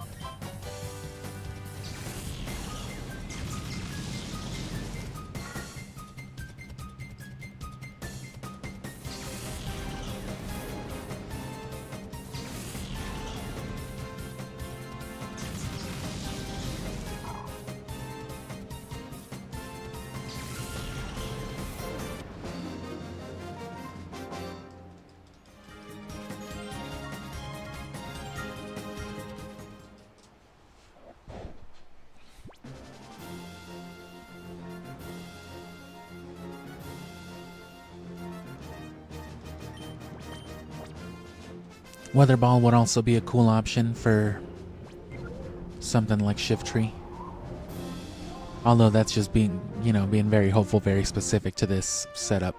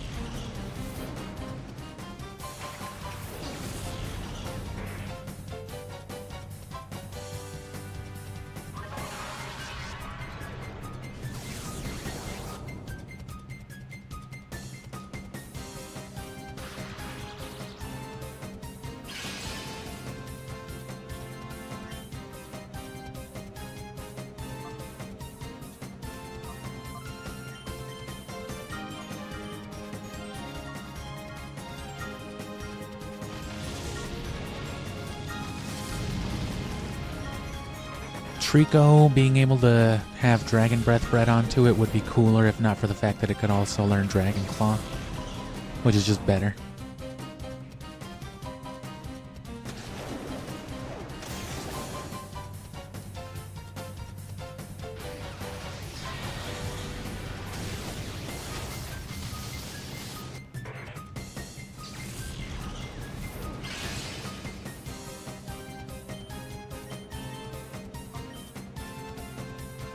Should kill anyway. Fucking Sunny Day Charizard Flamethrower it better. It's just a rat.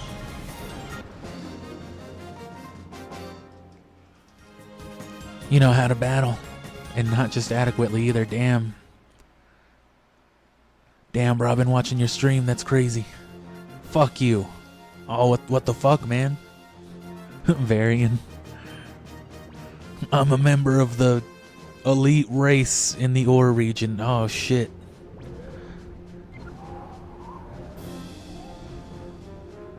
No wonder they got rid of this series.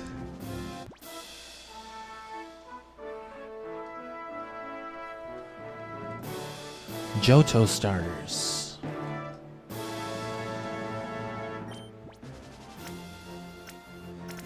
Same thing.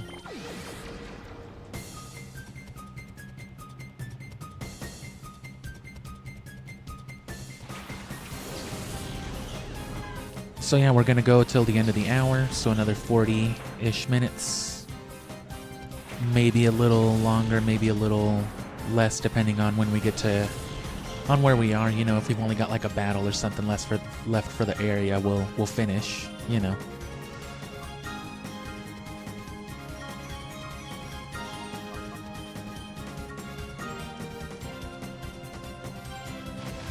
And this is a good synergy too. Anything that would counter the ground can eat a flamethrower or a solar beam from Flygon, and then there's dragon coverage for just general damage and more neutrals.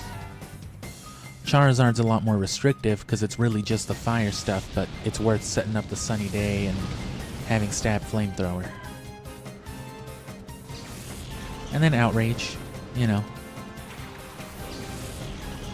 Which is actually really good with the Dragon Fang.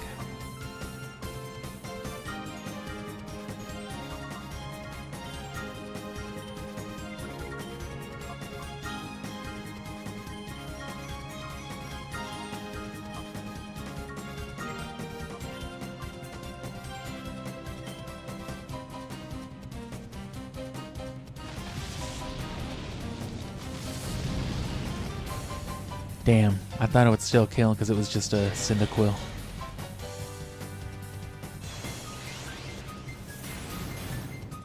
I should have flamethrowed the Flampian, Fampi and just gone for an Earthquake.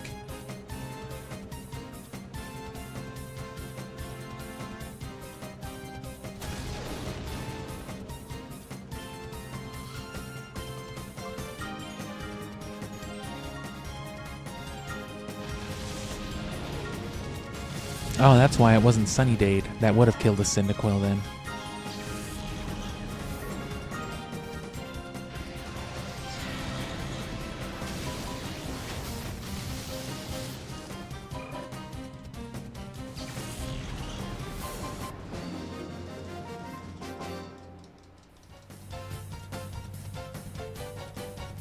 Yarg.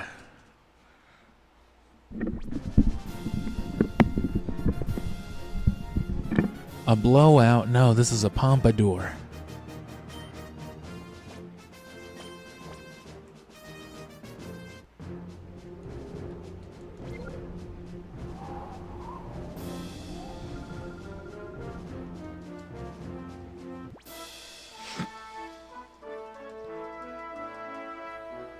Carden Barden.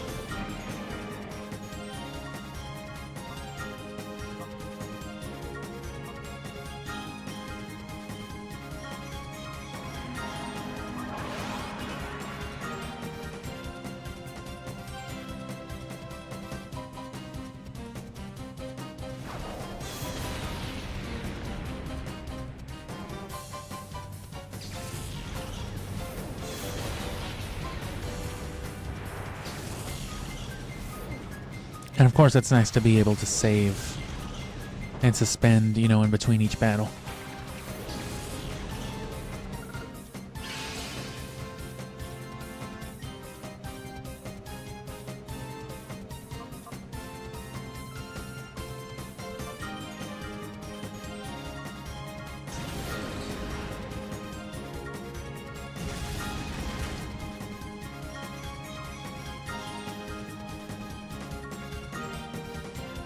See, that's almost about as much as like a Dragon Claw from a Salamence would do.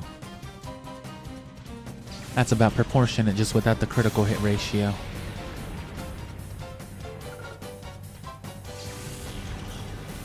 Which, you can also just slap a Dragon Claw on Charizard too, but we didn't breed an Outrage on this thing for nothing.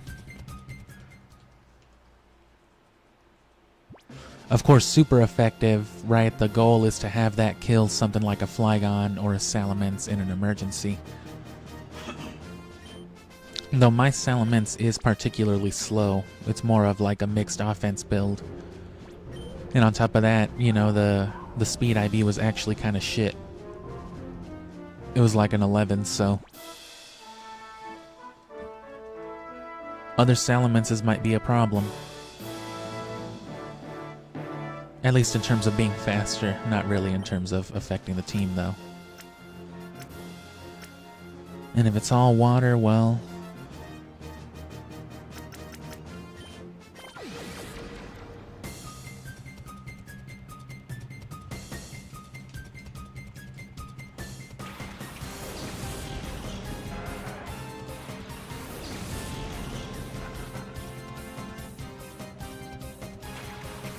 Zapdos, Gyarados,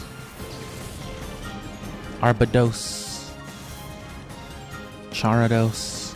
Charados would be a scary Pokemon, I feel. Just a Charizard with a big ass Gyarados head.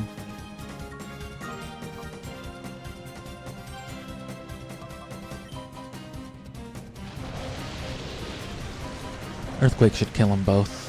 It'll at least kill Tentacool and do a bunch of damage to Corphish if it doesn't kill it.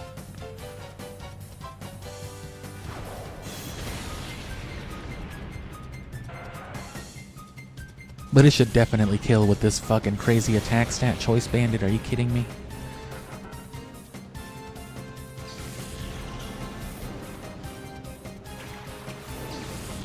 Choice Band is a huge help too. You want a good item for something like this. If you feel like your Earthquake Rayquaza just won't be enough by itself, slap Rock Slide on it with a Choice Band and, you know, just alternate.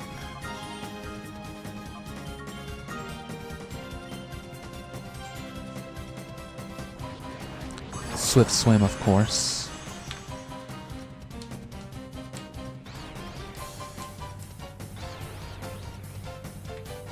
Fuck. They gotta do it to you. But it works out anyway.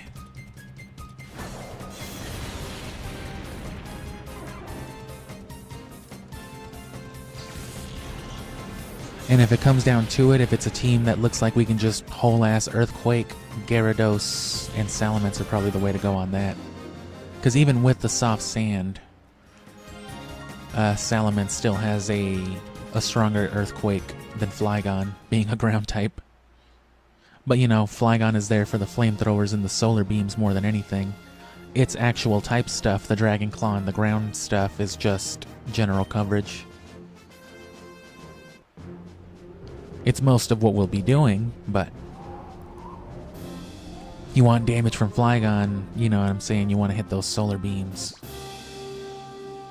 It's my favorite grass type. Oh hey look, grass types.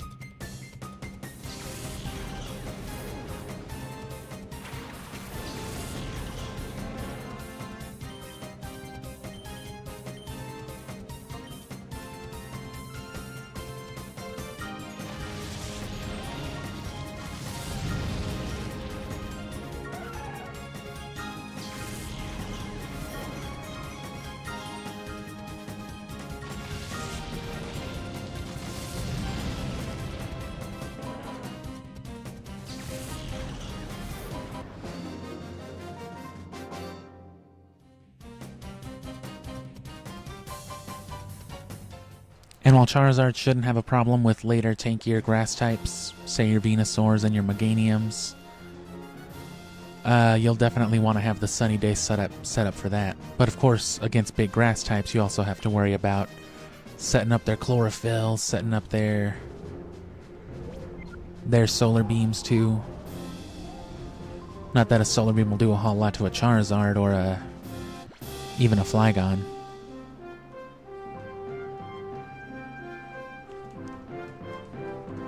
If we Earthquake, they'll definitely go for some of the flying stuff, so I think it's best to just have both.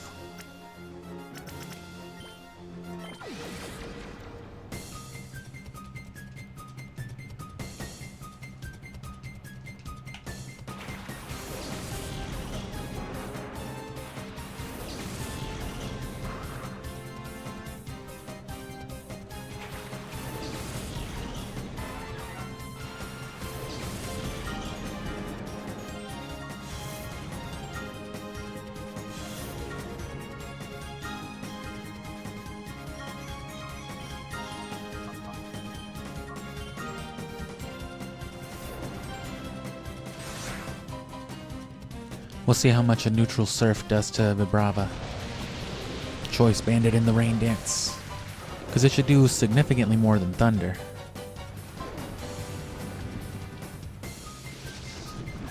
A good 10-15% more. Of course it's going to kill Rhyhorn. Probably would have just as a normal surf, to be honest. Yeah, that's pretty good. Surf will definitely kill on super effective.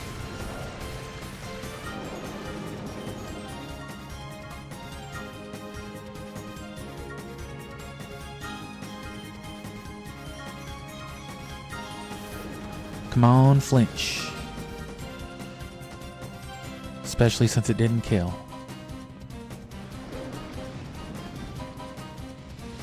Fine enough.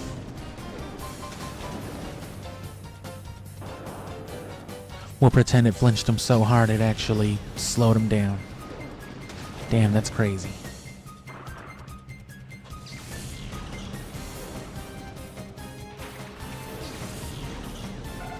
Not you.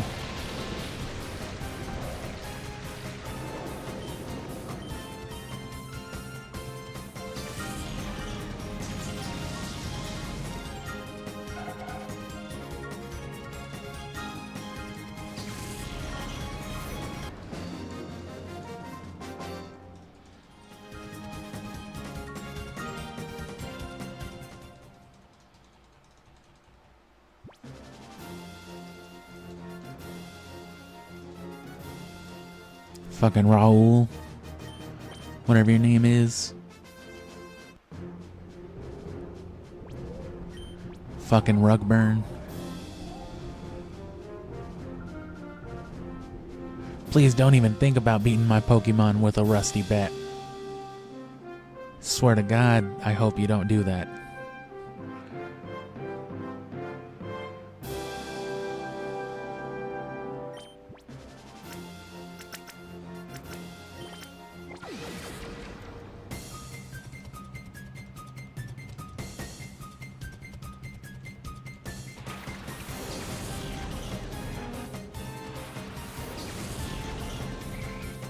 Earthquake should kill them both. These damn dual ground types. Ground doesn't resist itself, so things like Pupitar and Camerupt don't even get the benefit of resisting their own ground typing.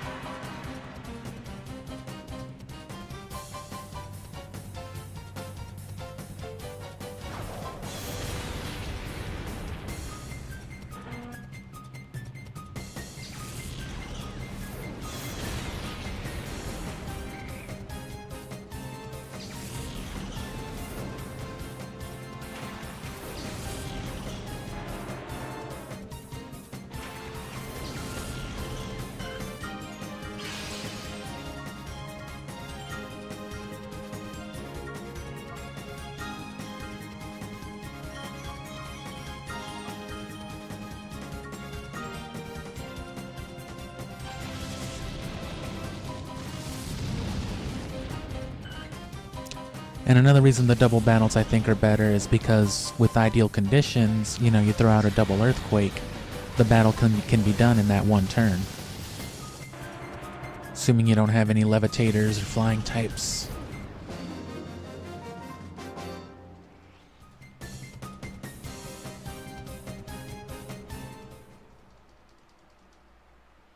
Of course, that one turn is a little bit longer, but it's about as long as 2 turns versus the 3-turn minimum that a single battle would take. So on average, again, especially if you've got a hyper-concentrated coverage strategy like this one, it's much faster. Because you can either spam some earthquakes and rock slides, or you can set up weather and then just, you know what I'm saying, destroy.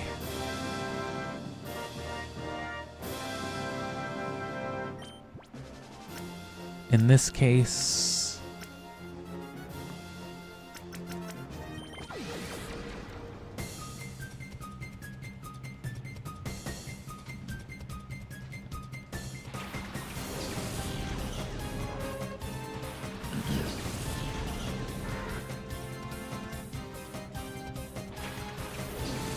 Kanto, Flying, Ho, and Dragon. Nothing changes, really.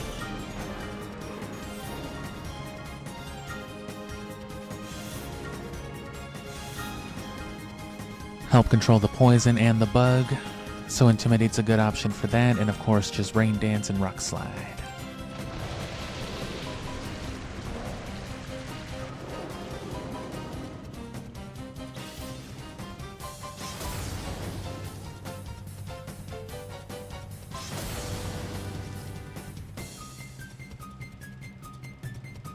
Oh.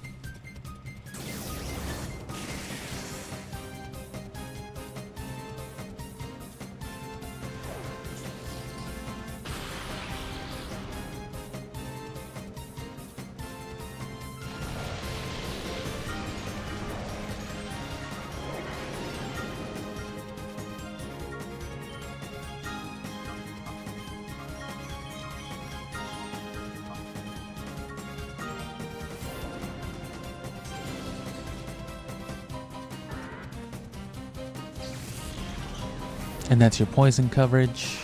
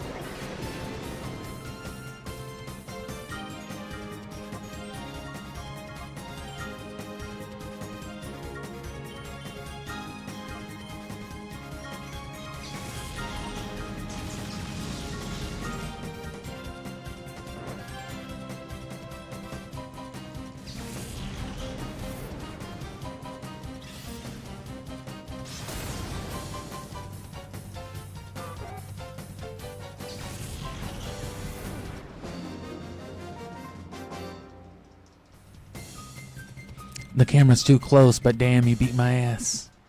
Thanks a lot, Altor.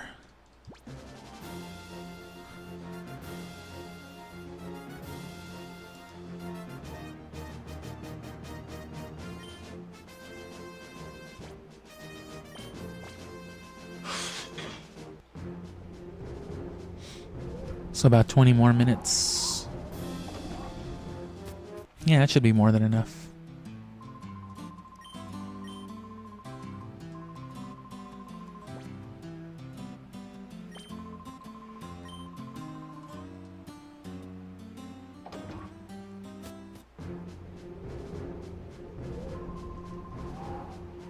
Let me tell you right now, that motherfucker is whatever he said. Clem. Fucking milk backwards with an E.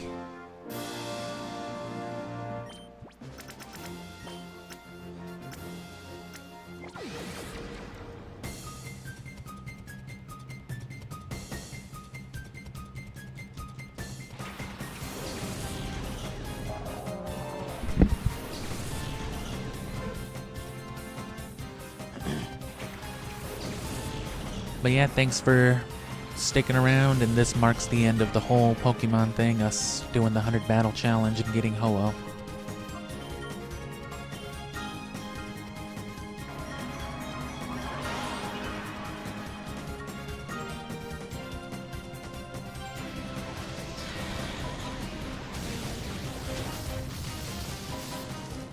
So from this point on, of course, like I said, Pokemon series continues, but we're moving on to different streams. Scooby-Doo, Super Nintendo, all that shit.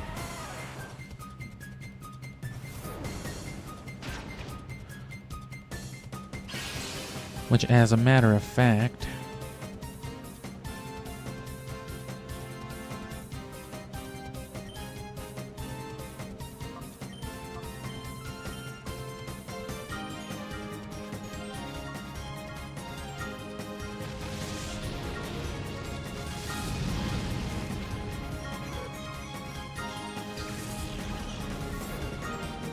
looks like that'll be Wednesday, Thursday-ish.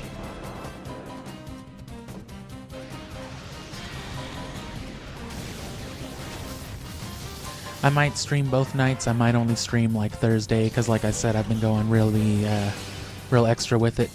since the start of the summer with this, so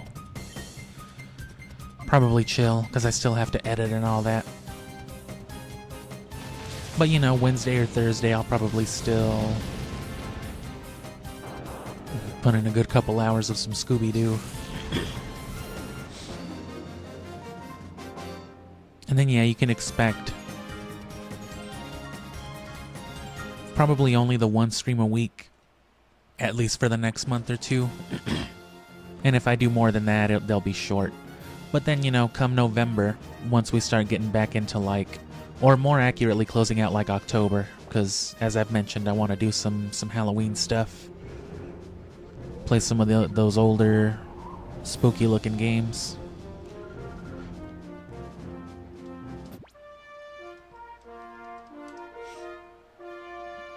But even then, that won't be anything near the pace we maintained for Pokemon.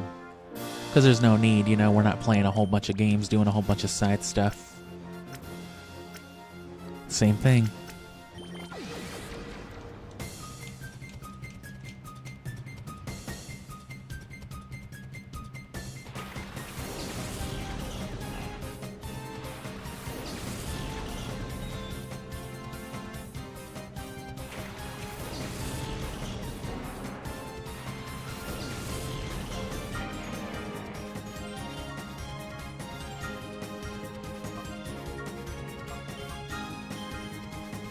And again, I don't expect the pace of this to change until like the last 20-30 battles in earnest, so there's no reason why the whole thing shouldn't be manageable today.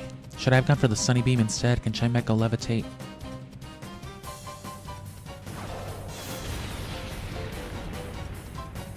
Damn, it does levitate.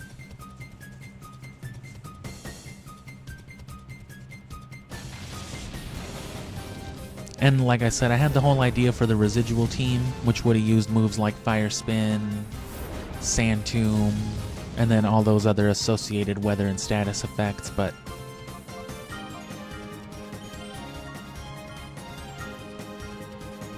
it would have been probably more consistent, but it would have been overkill, even more overkill than this is already. And it would have just been so slow. It would have been like guaranteed wins just about with a team like that, but at the cost of it taking 5 times longer per battle. But for like a human battle, that would be something real good. A residual stall team.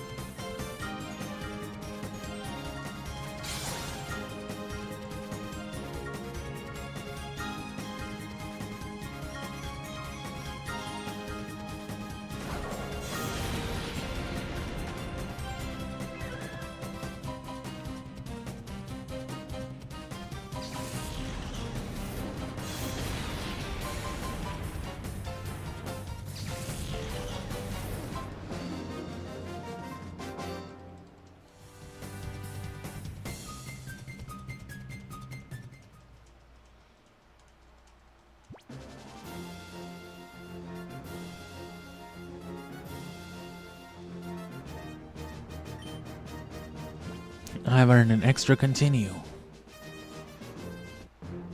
Sweet.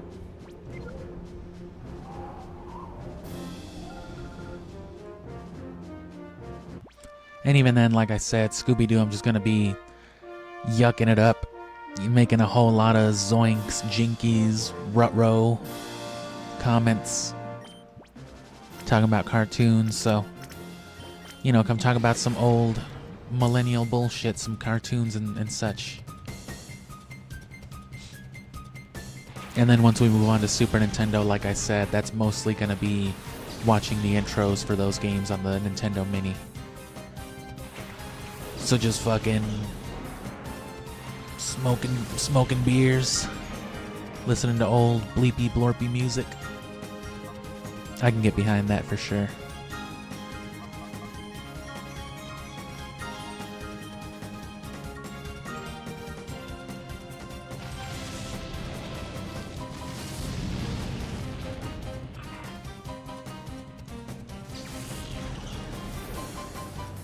There's no reason why a team like this shouldn't be able to deal with the Ore Coliseum, though. Minus the fact that they are actually one level under Ore Coliseum scales, but 60 minimum.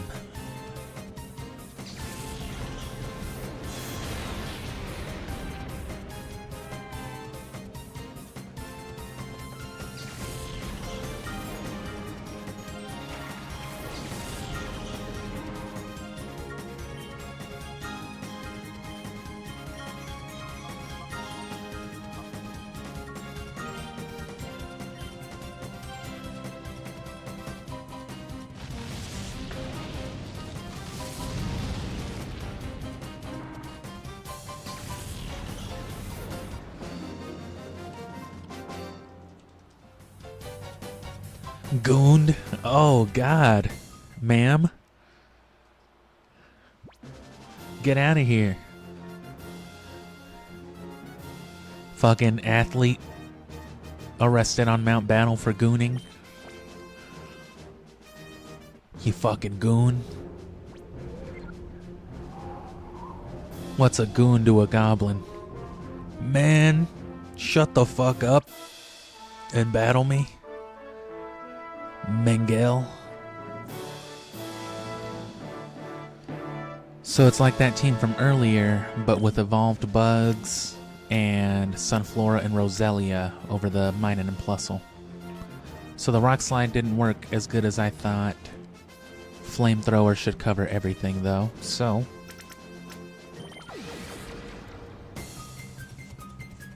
Mengele effect.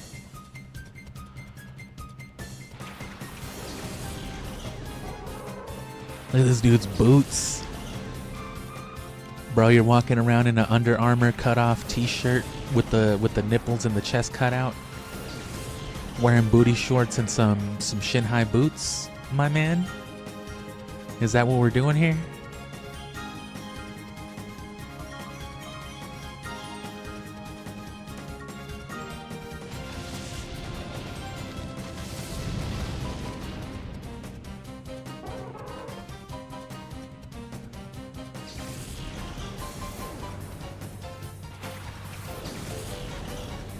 Like, what's sticking the shirt to his shoulders, you know what I mean? Is it just sweat? Is it just perspiration keeping it, you know, just tight on there?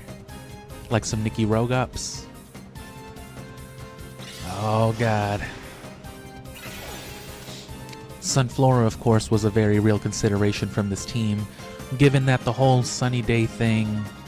This is effectively how I got through Coliseum as it is. That's what kind of birthed this whole idea.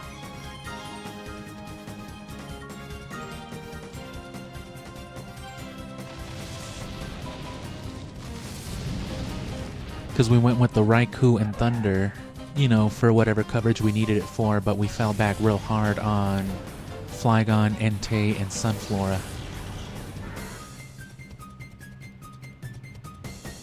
But I basically condensed that all into, you know, Flygon, Charizard, everything that was good about that combination.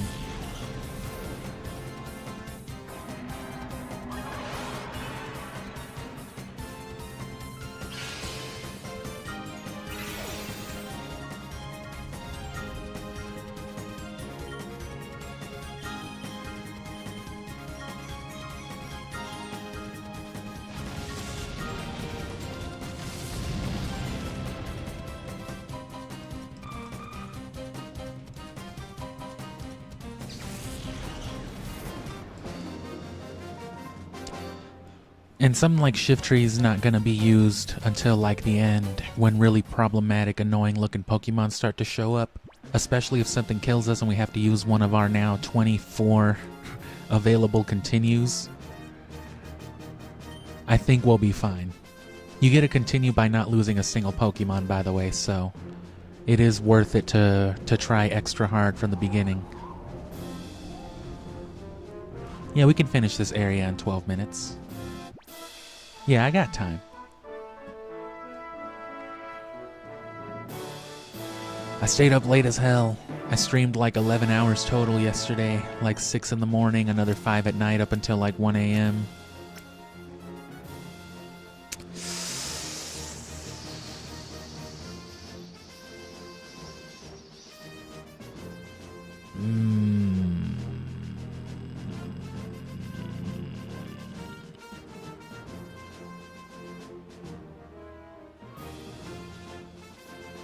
Screw it. Same thing.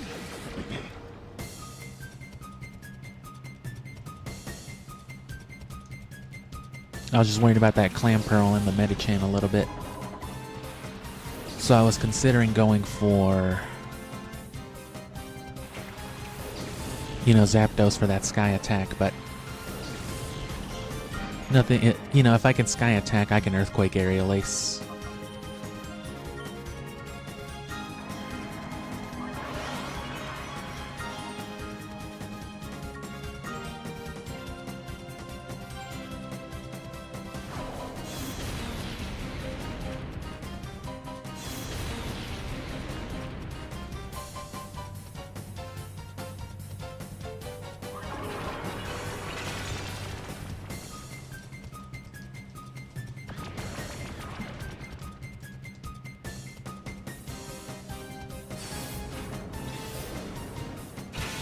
What does that move do? Does it use one of the someone in the party's move? It's one of those moves you don't see a whole lot, probably because it's not that good. Look at Delcatty's stupid face. It's just like, hey.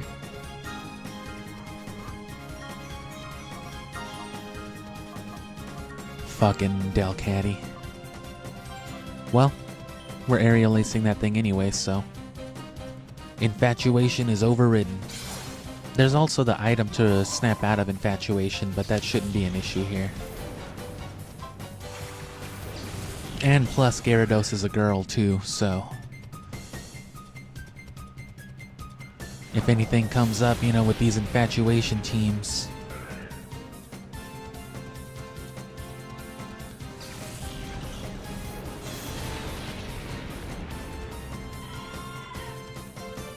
And like I said, especially in this generation, more Pokemon by ratio will be male. So I think they get real specific with like the female attractors. But there's also, you know, usually on like an attract team, they'll have like at least a couple male attractors too. So that way they can still hit your, you know what I'm saying, your Chansey. Or your Blissey with it.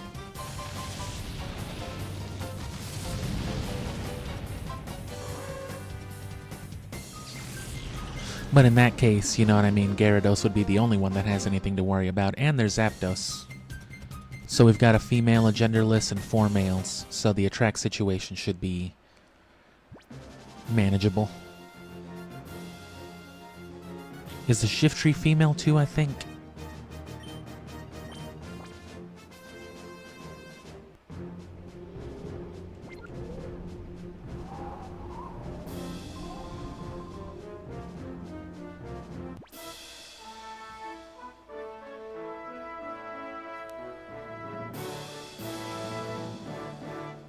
Definitely still the Earthquakes. Or Earthquake Sunny Day. They might force Togetic right out just for that reason, but no one else. Yeah.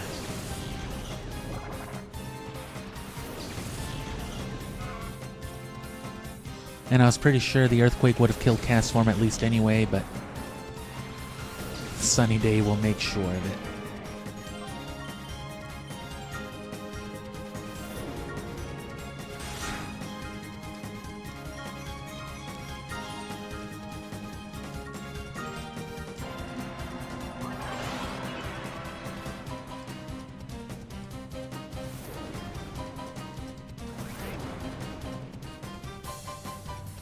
Drank a Big Red.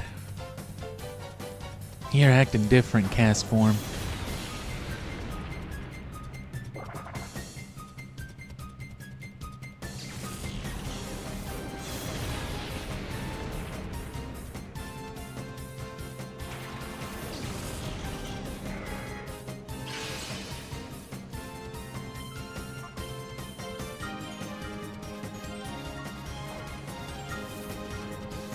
Alright. You got me.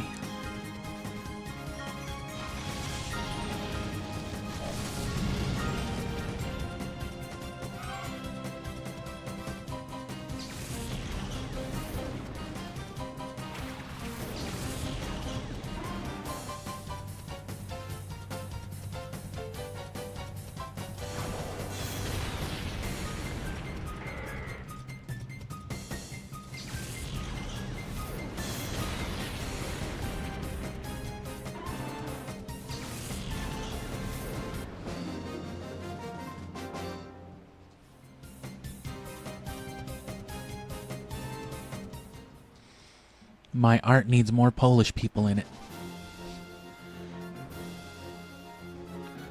Not Norwegian enough. Oh.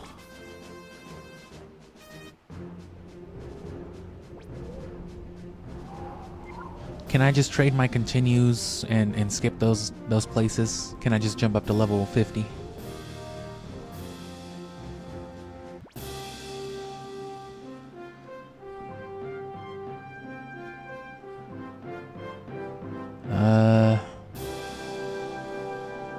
A little variety there, but nothing Solar Beam can't handle.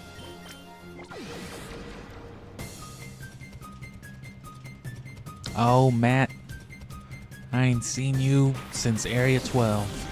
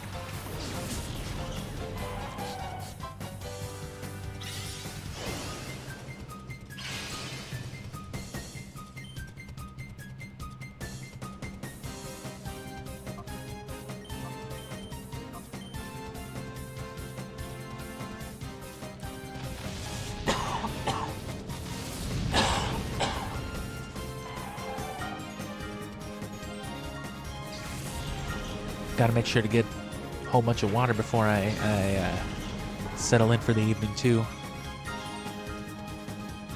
I probably won't restart as late as I did yesterday. You know, I started like at 8 again. But I also cut it off like at 5 or 6.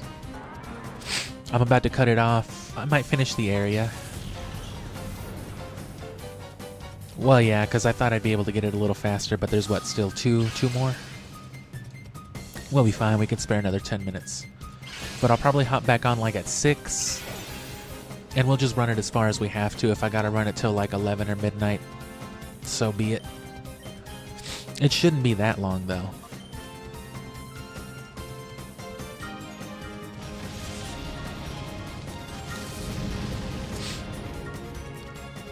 But again, thanks for being supportive throughout this, and, you know, we're straying away from Pokemon now, but we'll have these files as part of the series if we ever want to come back to, you know, Gen 3.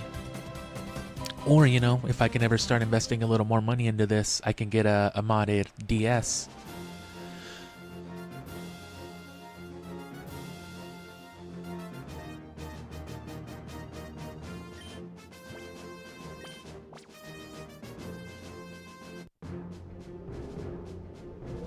Sorry, I had to sneeze a whole lot.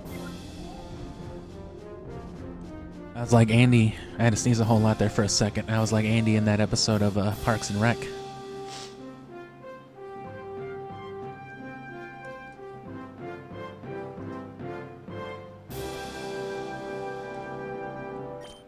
But yeah, we'll always have these files to go back on for Gen 3. No levitate, no fly. And if I can ever invest more money into this, like I said, I can get a capture card in one of my DSs. And, you know, we can move on to the whole migration stuff, expand the project into Gen 4. But that's unlikely. But now, you know, with these files intact, if I ever just want to pick up, you know, for those random streams that we do sometimes.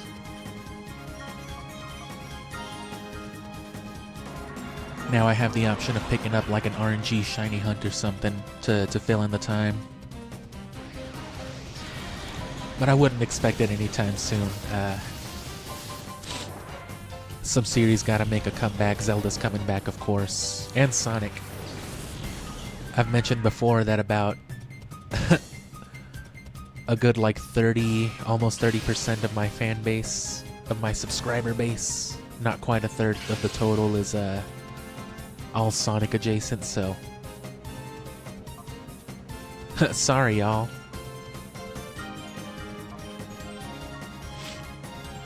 That'll come back too. I've been wanting to play Sonic Heroes. I've never actually...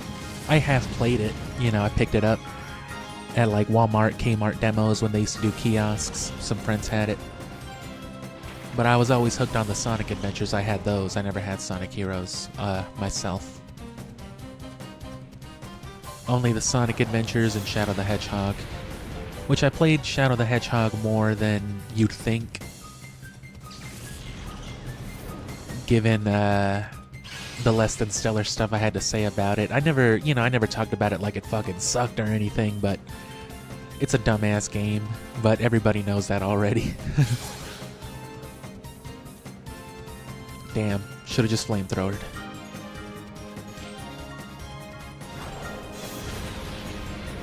I remember getting some of them stories and stuff, you know, unlocking the different endings.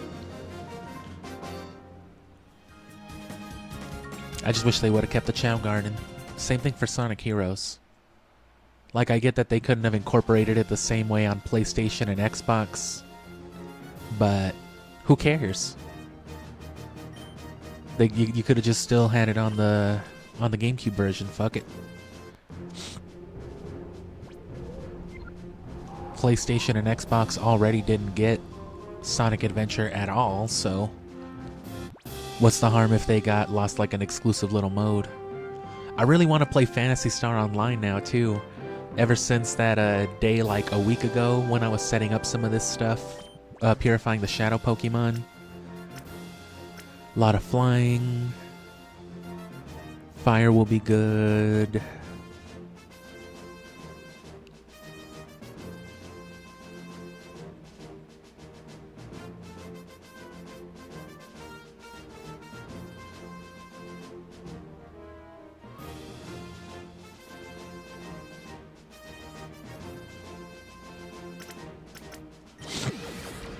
Let's do this.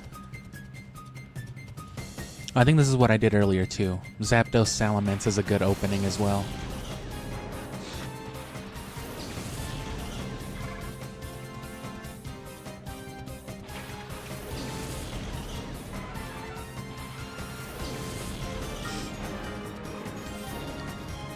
And you do kind of miss the aerial ace, but given that we got flamethrower and everything else the team can do, it's fine. We're better off with the rock slide. Well, that won't work.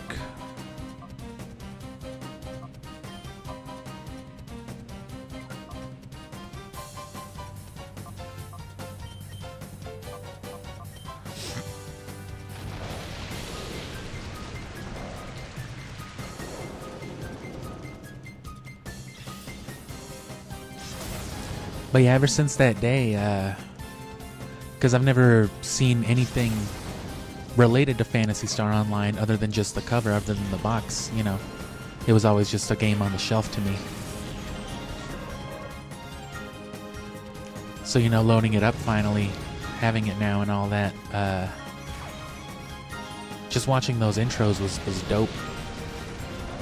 Made me really want to play it. I already had plans to eventually, you know, for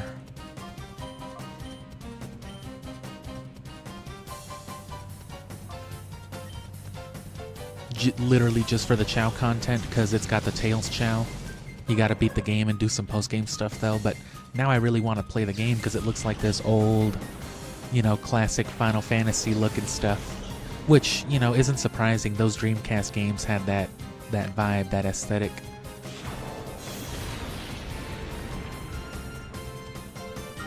I miss Sega, man.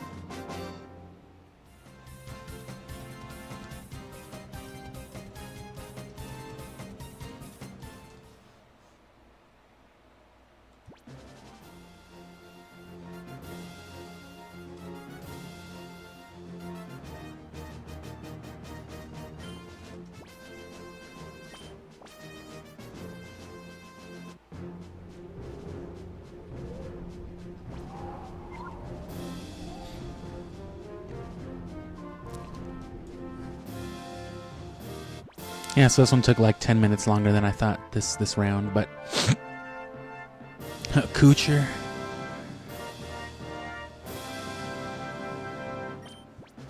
But that'll just leave us the remaining 70, which that shouldn't take more than 3 or 4 hours tops, even if the battles get a little harder.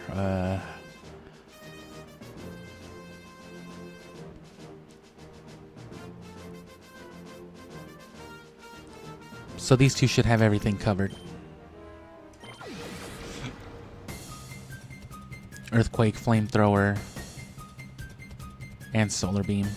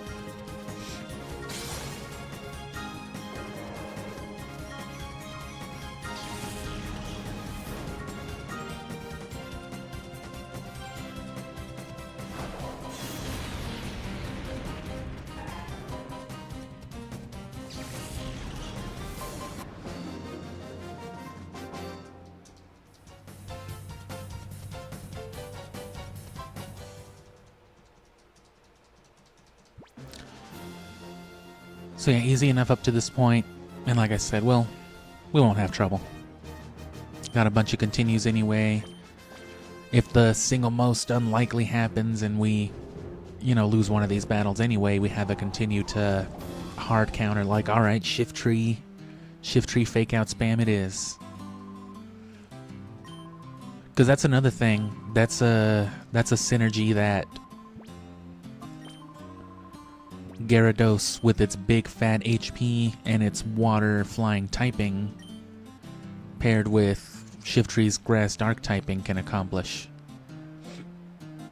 Just switching out in between the two of them. So we can continue from there. Remember to always continue. Don't go back to those options. Always continue.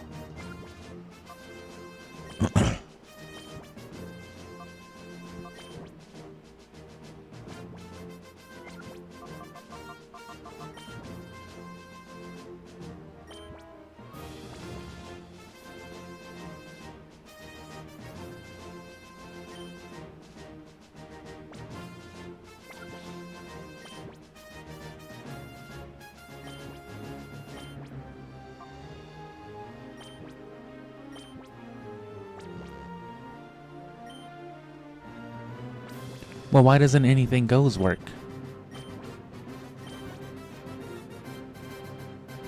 Oh, I guess I didn't use anything goes. Anyway, yeah, we'll be back to finish this later. So, come on back by. I'll, put it up there. You'll see the scheduled time. But come back in like 3-ish hours. And then we'll get on with it.